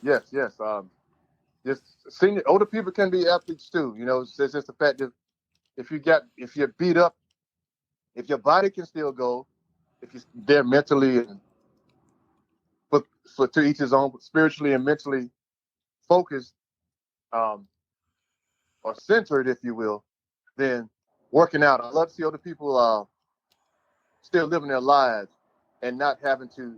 Unfortunately, some older people have to have assistance because of diseases and so forth, Right. and whatnot. But then some don't. It's a drive in me. Be an inspiration to Yeah. olders, or maybe a couple years younger than you, because I'll look up to you. We haven't exchanged ages yet, and whatever, but I'm 46, and you maybe a couple years old. I'm like, man, if he can do it, why can't I get to the gym and get off the couch and stop doing podcasts and do something? I'm a garbage man. I work out every day. I'm not patting myself on the back, but I work out every day. So yeah, that is a workout. Oh yeah, that's physical labor, man. Yeah, it's great though. I'll tell you, it's. I don't have a gym membership because of that. Mm-hmm. But just to push that next generation, saying, "Wow, the hammer looks great," and he's 5 years older than me. I can do this too. I love that aspect of what you're saying. Yeah, well, I'm only 50, man. I'm 50 years of age. I'm 50. Born in 72. And as a kid, I thought, oh man, turning 50, that's when the life's all over then, That's what we thought at me as a teenager. I thought, right, guys, I saw. I thought that at 40. Down, yeah. And look at half the roster. Most of the roster. Can I touch on that? Yeah, you can touch on whatever you want to. We'll keep going. This thing here about with the LA Knight thing and the guys 40. Man, get the freak out of here. Yeah. 40 Smorty. Who said that's old? No. I don't. The system, and I'm man enough to say this to anybody, even if it is whatever man he is, whoever the person is. If a person is a certain age, well, maybe they might be a little bit more. Maybe they may be mature in life. Maybe they have some life experiences already. So why would you not want to take the time to invest in someone who's already married, already got kids, already maybe divorced, or already established in some areas of his life? Because, well, maybe he or she is not going to be maybe they don't want to go out after the show and party all night long. Maybe they want to go back to the hotel room and watch Netflix. Yeah, Netflix and get some rest. Right. They understand life. Listen, at 40, yeah, some stuff creeps up on you. 50 more, some more stuff creeps on you. But if you're doing what LA Knight's doing, and I'm glad you used him, my God, why aren't you taking advantage of that right now? That's just money that you're losing, WWE. I mean, he's number one in every T-shirt and every product out there right now. But give it to him. Watch how it explodes even more. Yeah. What's so wrong? What are you scared of? The fact that you can't manipulate and control every young, naive person, and I'm sorry that you can't always be in control of somebody if they're 21 and 22, so you can tell them this and tell them that because they haven't experienced life yet to a certain degree. So maybe as a businessman, you want a mature employee to be on your company because he's not going to give you any problems. Right. You will be trying not to. I mean, you hope. Yeah, because then, you know? So this whole age thing, which it's kind of been working on my new gimmick I've been kind of working on because being that I am an uncle to nieces and nephews, kind of like, you know what? If I could get my hands on some of those guys, some of those younger guys or females from NXT, and let the system, if the system will give me a chance to go with a guy who is a certain age, but there's a reason he's a certain age because he's meant to be that certain age because he's going to show this younger ones something he may know about, have picked up on in life. Just like the player coach or you got guys who can still do things. Like Shane McMahon, right? Now I feel bad for him. And Rip Rogers pointed this out. If Shane McMahon wanted to go ahead and get his stuff in with the leapfrog, well, maybe he should have been practicing doing leapfrog before he did it. Right. Got that muscle memory in there, then you would have hit it perfectly. You got guys like Lashley and most of the rosters in their mid-40s. Mid-40s. You can even say some early 50s. Yeah. Yeah. I mean, times have gotten people don't want to they take care of themselves better now. Oh, yeah. For sure. Well, most do. Again, we've thrown out the names of Ricochet and Logan, even though he's part-time, or like Darby. Darby's not going to make it he's not going to make He's not going to make it 5 more years in wrestling. Sammy Guevara. I said this on the internet a while back. When I saw Sammy Guevara jump off the pole to the floor, I was like, this guy, by the time he's 30 years of age. Yeah. No way. Because now, which I'm thankful that, well, see, they grew up watching certain things and thinking. They grew up watching backyard wrestling. Let's throw that out there right off the bat. And I hate to say that. They grew up watching backyard wrestling of people that weren't trained or doing anything, just going out there and running amok. And I'm not trying to start stirring the controversy trail here, but that's exactly what they did. It's the truth. It's the truth, man. It's the truth. It's what it is. I mean, you see it's all over the internet. It's constantly.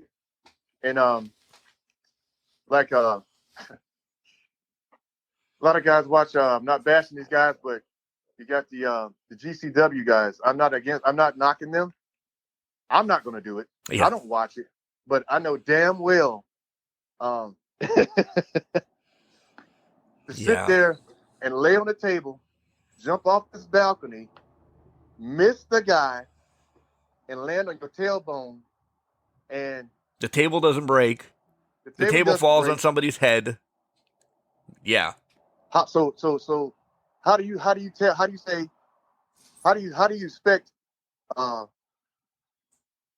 this is what you call wrestling?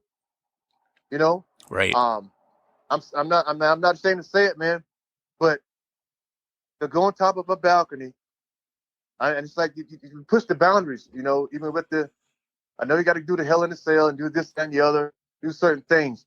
But if you make sure that you're not gonna die in the process of doing this stuff, you want to make sure you have the right infrastructure to take care of yourself so you can leave and go home to your wife and kids after this show is over. You know? Exactly. And be able to walk without live. Yeah. Man. So back to you. Podcasting is podcaster. I'm glad you said that because I've visited a lot of podcasts. When I say I visit them, I kayfabe them. They don't know that I'm who I am. I'm just in the chat. Right. And I realized that a lot of podcasters, if you try to explain to them, say certain lingo, or say certain words to them, they get offended. Yeah. Because they don't want you to tell them how to run their show. Not that you're trying to, but it's easy for people to sit behind a computer and be this badass or want to be badass, and you're not. You're really not. Just because you have an opinion, but you're trying to talk knowledgeable, sensible information other than just screaming at you about nothing. Nothing. Yeah. And as far as getting color, right? As far as getting busted open. This is what I learned when I was in Puerto Rico. Carlos Colon told me. That's why I first had to learn how to do a gig, how to gig myself in a match. Well, this is Puerto Rico, and it's for a reason. Now, my very first lesson in this was this. I got some color in the match, and I came back after the match, and Carlos Colon says, "Hey Evans, he said, hey, you get some good color." He says, "But you got too much. We're not going to pay you for that. You know, not going to pay you for that. That's too much. And when I got my envelope the next day, I realized what he was talking about. I didn't tell you to go out there and slash your head open, Evans. Just go out there and give me a little color. First lesson on that. Right. Save your color. So if you're going to get color, your amount of color means the amount of money that you get. Red blood, green dollars. I learned that. First lesson I learned that, and I told Rip about that. So when I see guys that like Moxley, and I met him when I went to visit AEW one time. I didn't stay long, but that's his thing. But I'm like, number one, nobody wants to go get in the ring after you, behind you, after you done. Yeah, a blood-soaked ring. Yeah. Blood-soaked ring, man. That's no. You need to do that at the end of if you're the last match or right before intermission, before we change the canvas. Change the canvas, man. There's reasons. There's ways to go about these things, and this is stuff that I've picked up now, and I have knowledge to explain to the guys because now it's our generation. It's our time to what we got taught. You and I got taught about this thing, how to, if the present talent and the younger talent want to listen, it'll prolong their careers, and our business will be around once we're gone. Because you know that saying, "Oh, you guys are killing the business. You guys are killing the business," and this, that, and the other. Well, no, we're not killing the business. We're trying to prolong this by telling the newer talent when we were younger, which was told to us, so we pass it on to them. Right. It's essentially trying to take care of the next generation before you kill yourself. Mm-hmm. And that's the thing, man. See, here's the thing. I'm like, okay. Once, and see, I knew a guy from OVW. He passed away years ago. He used to love to do the high risk stuff, but what happened is he misjudged the guy and he ended up breaking his neck and became a quadriplegic, and he ended up passing away from infection a few years ago. I think it was about 2017 when he passed away. But I know it's Hollywood, and here's my thing. When you watch the guys who do this hardcore stuff, and when someone seriously gets hurt, you ever notice that holy shit goes like, holy, is it real? Is it really hurt? Yep. Holy shit. Should we say it? Should we not say it? I said, you know what? You see that valley, that volume, when you like, oh, we ready to do our holy shit, and then yeah, you'll have a couple do it for like 2-3 times, and then everybody else is like, shut the hell up. Look what just happened in the ring. Yep. See, we have we want to see, if anything, since Owen Hart's no longer with us, if anything about this business, that's high risk enough. So if guys, they're so hungry, you want to see death in our business, you're talking about killing our business.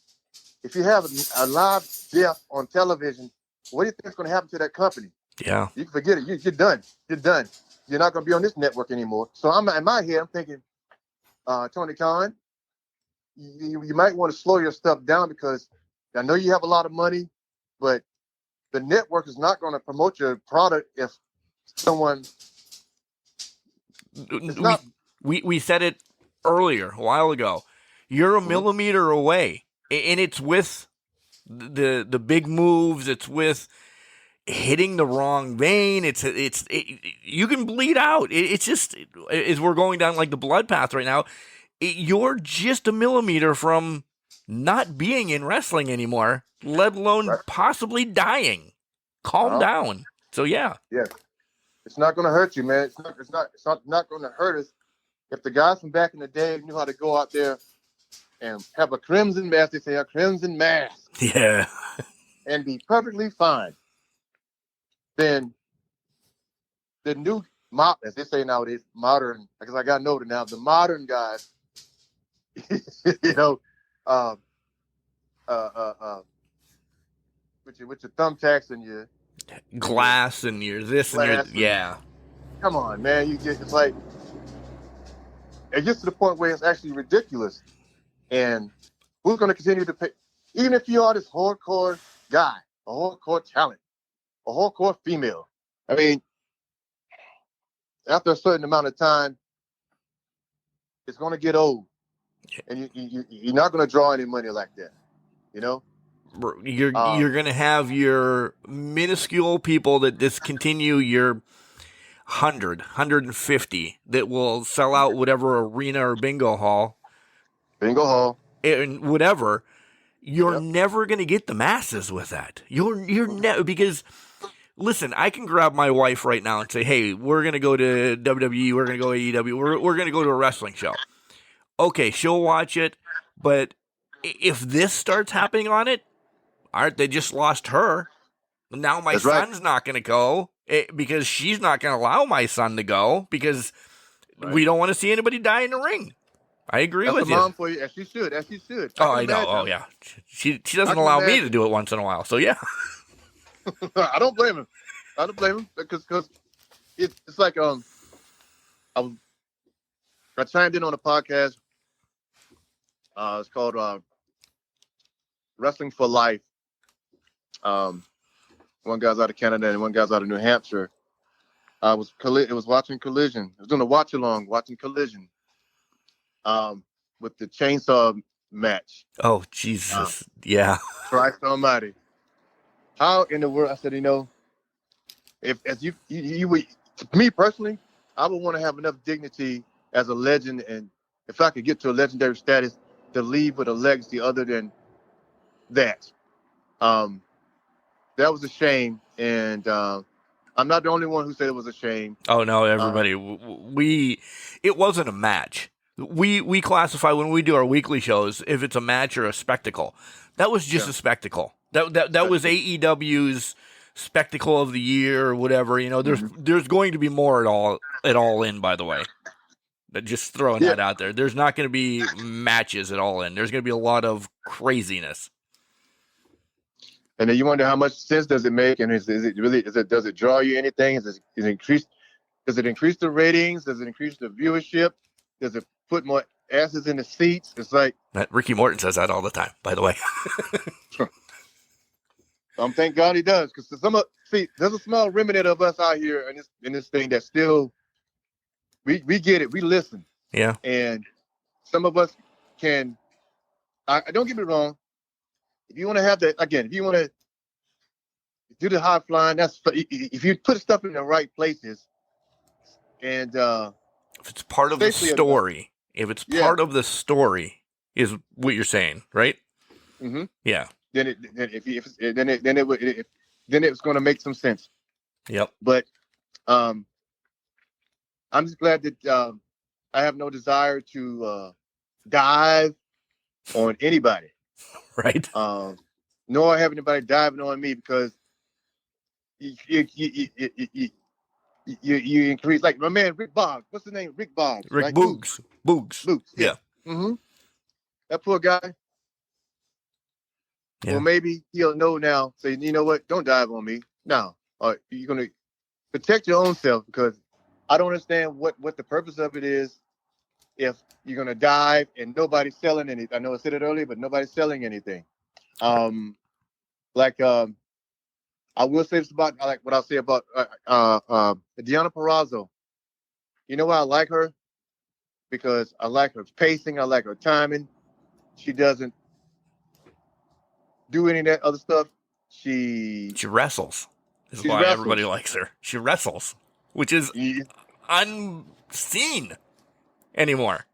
It's special now, isn't it? It's a special treat. It is. It's a special treat because she wrestles. She's not going to dive like what's the pretty young lady, red velvet. Yeah. About 2 years ago, when I saw that girl go up there and bend herself like a pretzel in the opposite direction, what in the hell? Who told you? Why? What do you? You almost broke your neck Yeah. diving. And the first match, you're diving. As we all know, but I'm not running her down, and I'm man enough to tell her or tell anybody. Well, it's up to you if you want to dive, do your own thing, hurt your own self. But if you're really trying to leave a legacy or make a living at this, it's your own fault if you go out there and do those things. We always say it is the story that everybody will remember. Mm-hmm. 20 years down the line, I'm not going to remember. And again, I'm going to throw Darby or Ricochet under the bus. That they did a headfirst dive onto somebody. He might tell the whole story, the gimmick, the whatever, the storyline of the whole story is what we're going to remember. We're not going to remember the 50 matches that he had against whoever, Sammy or Ricochet or da-da-da-da-da. And I know they're not in the same company, but you understand what I'm saying. You know, oh, yeah, we're not going to, there's minuscule moves that we remember.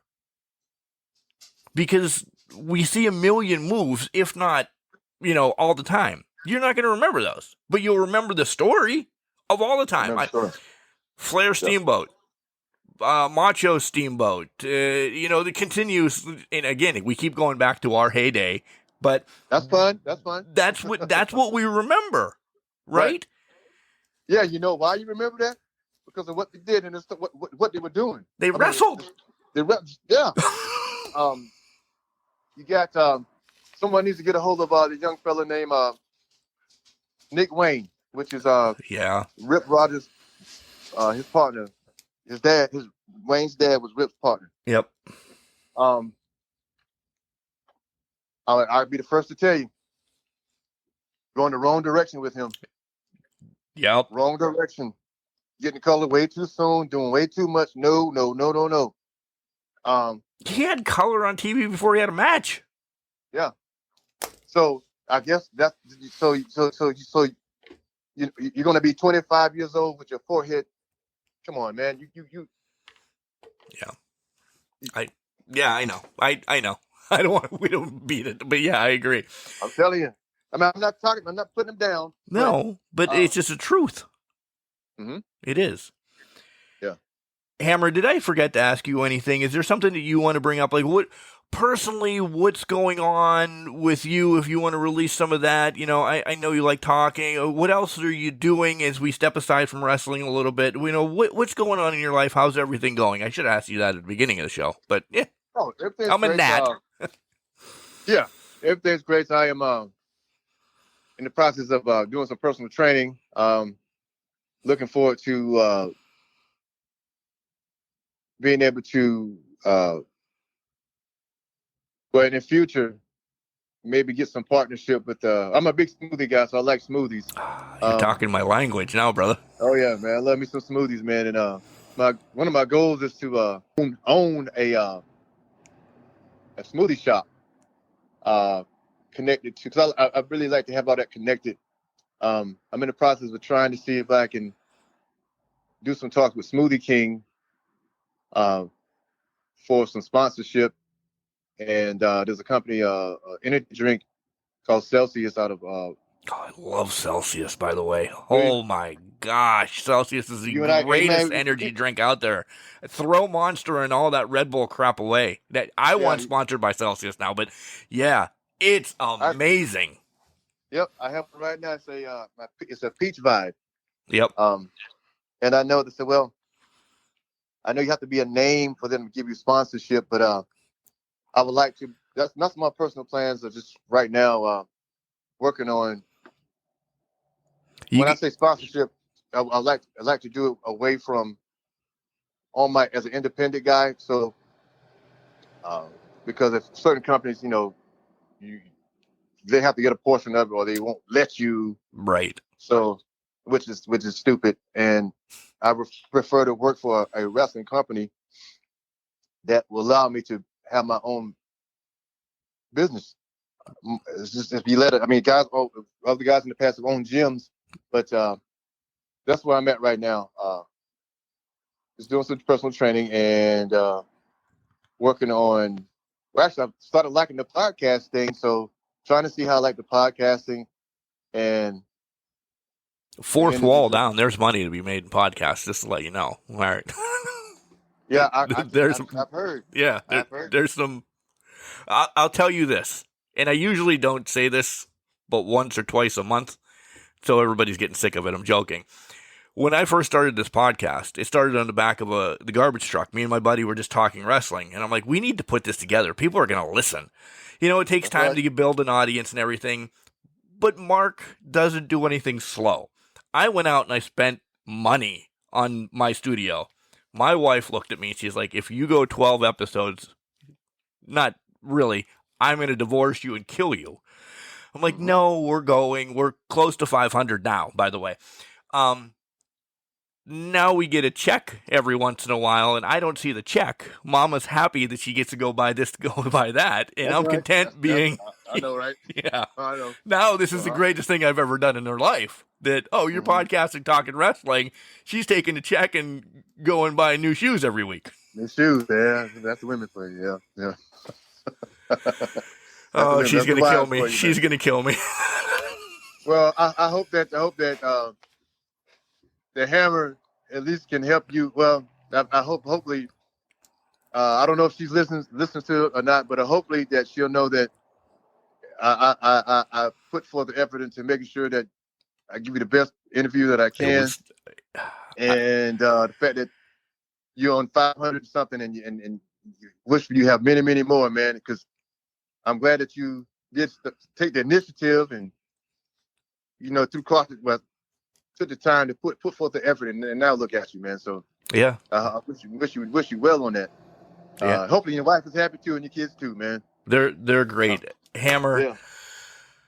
We need to reconnect because I feel definitely we need more stories. We got the gist of you now. I know this is a longer spotlight, by the way, folks, but we got the gist of you. I know you have more stories, and I think that's going to be like a part 2 down the road, just talking about some of your matches, some of the other things going on, this, that, and the other. So do you want to make that happen in time? Sure, man. I'd love to, because I definitely have. I knew I was like, well, if I really get into it, if I get into it with him, I'm not going to have enough time to talk about as much as I want to. So I'm with you, brother. Hopefully, I'm glad that our minds on the same sheet of music, because definitely do a part 2. Yeah. If not more. We had, you remember Heidi Lee Morgan from WWF at the time, did NWA stuff. Heidi Lee Morgan just did a 3-spot with us, and she told us about Medusa, about Wendy Richter, about Moolah. Like, it was crazy. So self-promotion there, by the way. Go listen to all those, folks. But yeah, we'll set this up off air and we'll roll with this, but definitely. I want to let you go. I've kept you long, but by the way, folks, podcast of the year right here. This is my vote because what we've talked about, unbelievable. Thank you. Cool, man. I'm glad to be a part of it. I'm glad to be a part of that, man. I'm trust me, man. I'm glad you. Every single day, man.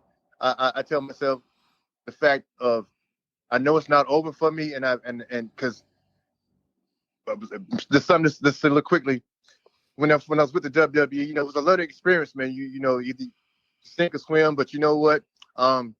It's not like they had I gave them negative problems, so I know I'm man enough to speak up for yourself. So didn't know what I know now. So being a dad now, telling my teenage daughter. So, hey, man, it's so much more, and I hope that this podcast of the year that does my heart justice, because I try my best when I do a podcast, man, to be as real as possible.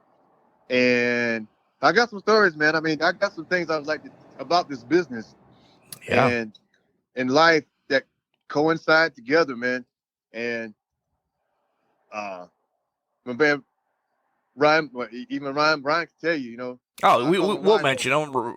Listen, Yeah. we got connected from our homeboy at the Final Count, Ryan Mosley. So yeah, That's right. Ryan's on mine once in a while. I'm on his. So yeah. Oh yeah. I call him Rhymo. I gave him that name. I didn't know that. He's now going to be called that. Look out, Ryan. Yeah, let him know. I'll say, okay, Hammer told you that, huh? Oh yeah. Yeah, if I like a person, man, if I like a dude, I most of the time if he's not in the business, I kind of give him a name, Right. I mean, if I don't initially meet you in the business, so I get to know you and like you, yeah. Nice. Yeah, man. All right, we'll set this up. Thanks again for stopping by, brother. Anytime. I want to plug, did you let the listeners know? I'm available for bookings. You can reach me on Facebook. My shoot name, Charles Alford. Let's see. I should put my email out there. Yeah. You can reach me at charles.alford135@yahoo.com. Or you can hit me, Charles Alford, on Facebook. I'm more than welcome to respond. I'm available for the bookings, and it'll be worth your time. I can guarantee you. And we'll also have them tagged. You guys know that. We'll have them tagged and everything. You'll just be able to slide right over that tag. Boom. Friend them and and then book them. Especially if you're a promoter. We need to bring them. We need to bring you to Scranton, and we'll talk about that here in a second. Okay. I would love to. Hey, everybody. This is Cherry. You're listening to Can Crushers Podcast. I hope you enjoy. Ladies and gentlemen, unbelievable spotlight. You heard me say it in the podcast itself. I don't know how anybody's going to top that one. That was unbelievable. You know how I usually don't vote when we do the Crushy Awards for a podcast of the year? And I know I said it about one earlier, but this was just everything you needed in a podcast to learn about Charles the Hammer Evans. And then about stories. Listen, Cody, Colt, the list, you've heard the list enough on the show, but just stories about them, and OVW, and Al Snow, the guy that's 175 years old, and Rip Rogers, and just the progression that he made to get into professional wrestling, what he had to do, the sacrifice, and then getting a shot at WWE, the road stories, and just more to come. This was unbelievable. I know I'm looking at the clock right now as it's ticking. It's well over 2 hours, but it felt like 5 minutes talking with Charles about wrestling and just what the love and the passion is. Unbelievable. Charles, thank you once again, because this was great. Guys, make sure you give him a follow. Make sure you continue to see what he's going to do. Push to get more of Charles and see him, as we said, help this generation and the next generation and everything is going on, because this is a perfect guy. Why isn't he a trainer or in one of the big companies right now doing something, being a trainer, being a teacher, being a mentor for the youngsters that, I know we beat a dead horse a little bit, that don't get it, that are just doing crazy things. Tell the story in professional wrestling. This is what it's about. This was crazy great for me. Unbelievable. Rhymo from Final Count, thank you for linking us up. This was awesome. This was unbelievable. Thank you once again. Charles, once again, thank you. Guys, make sure you go out there and smash his like button. Follow him. And don't forget to, leave us a 5-star on any of the apps that you listen to. And Podurama, make sure you check them out. And don't forget to buy some stuff from Collar and Elbow. Use that promo code CANCRUSHERS. It'll save you 10% off. But remember, just because you're trash, it doesn't mean you can't do great things. It's called a garbage can, not a garbage cannot. Make sure you tell your loved ones you love them, because you never know.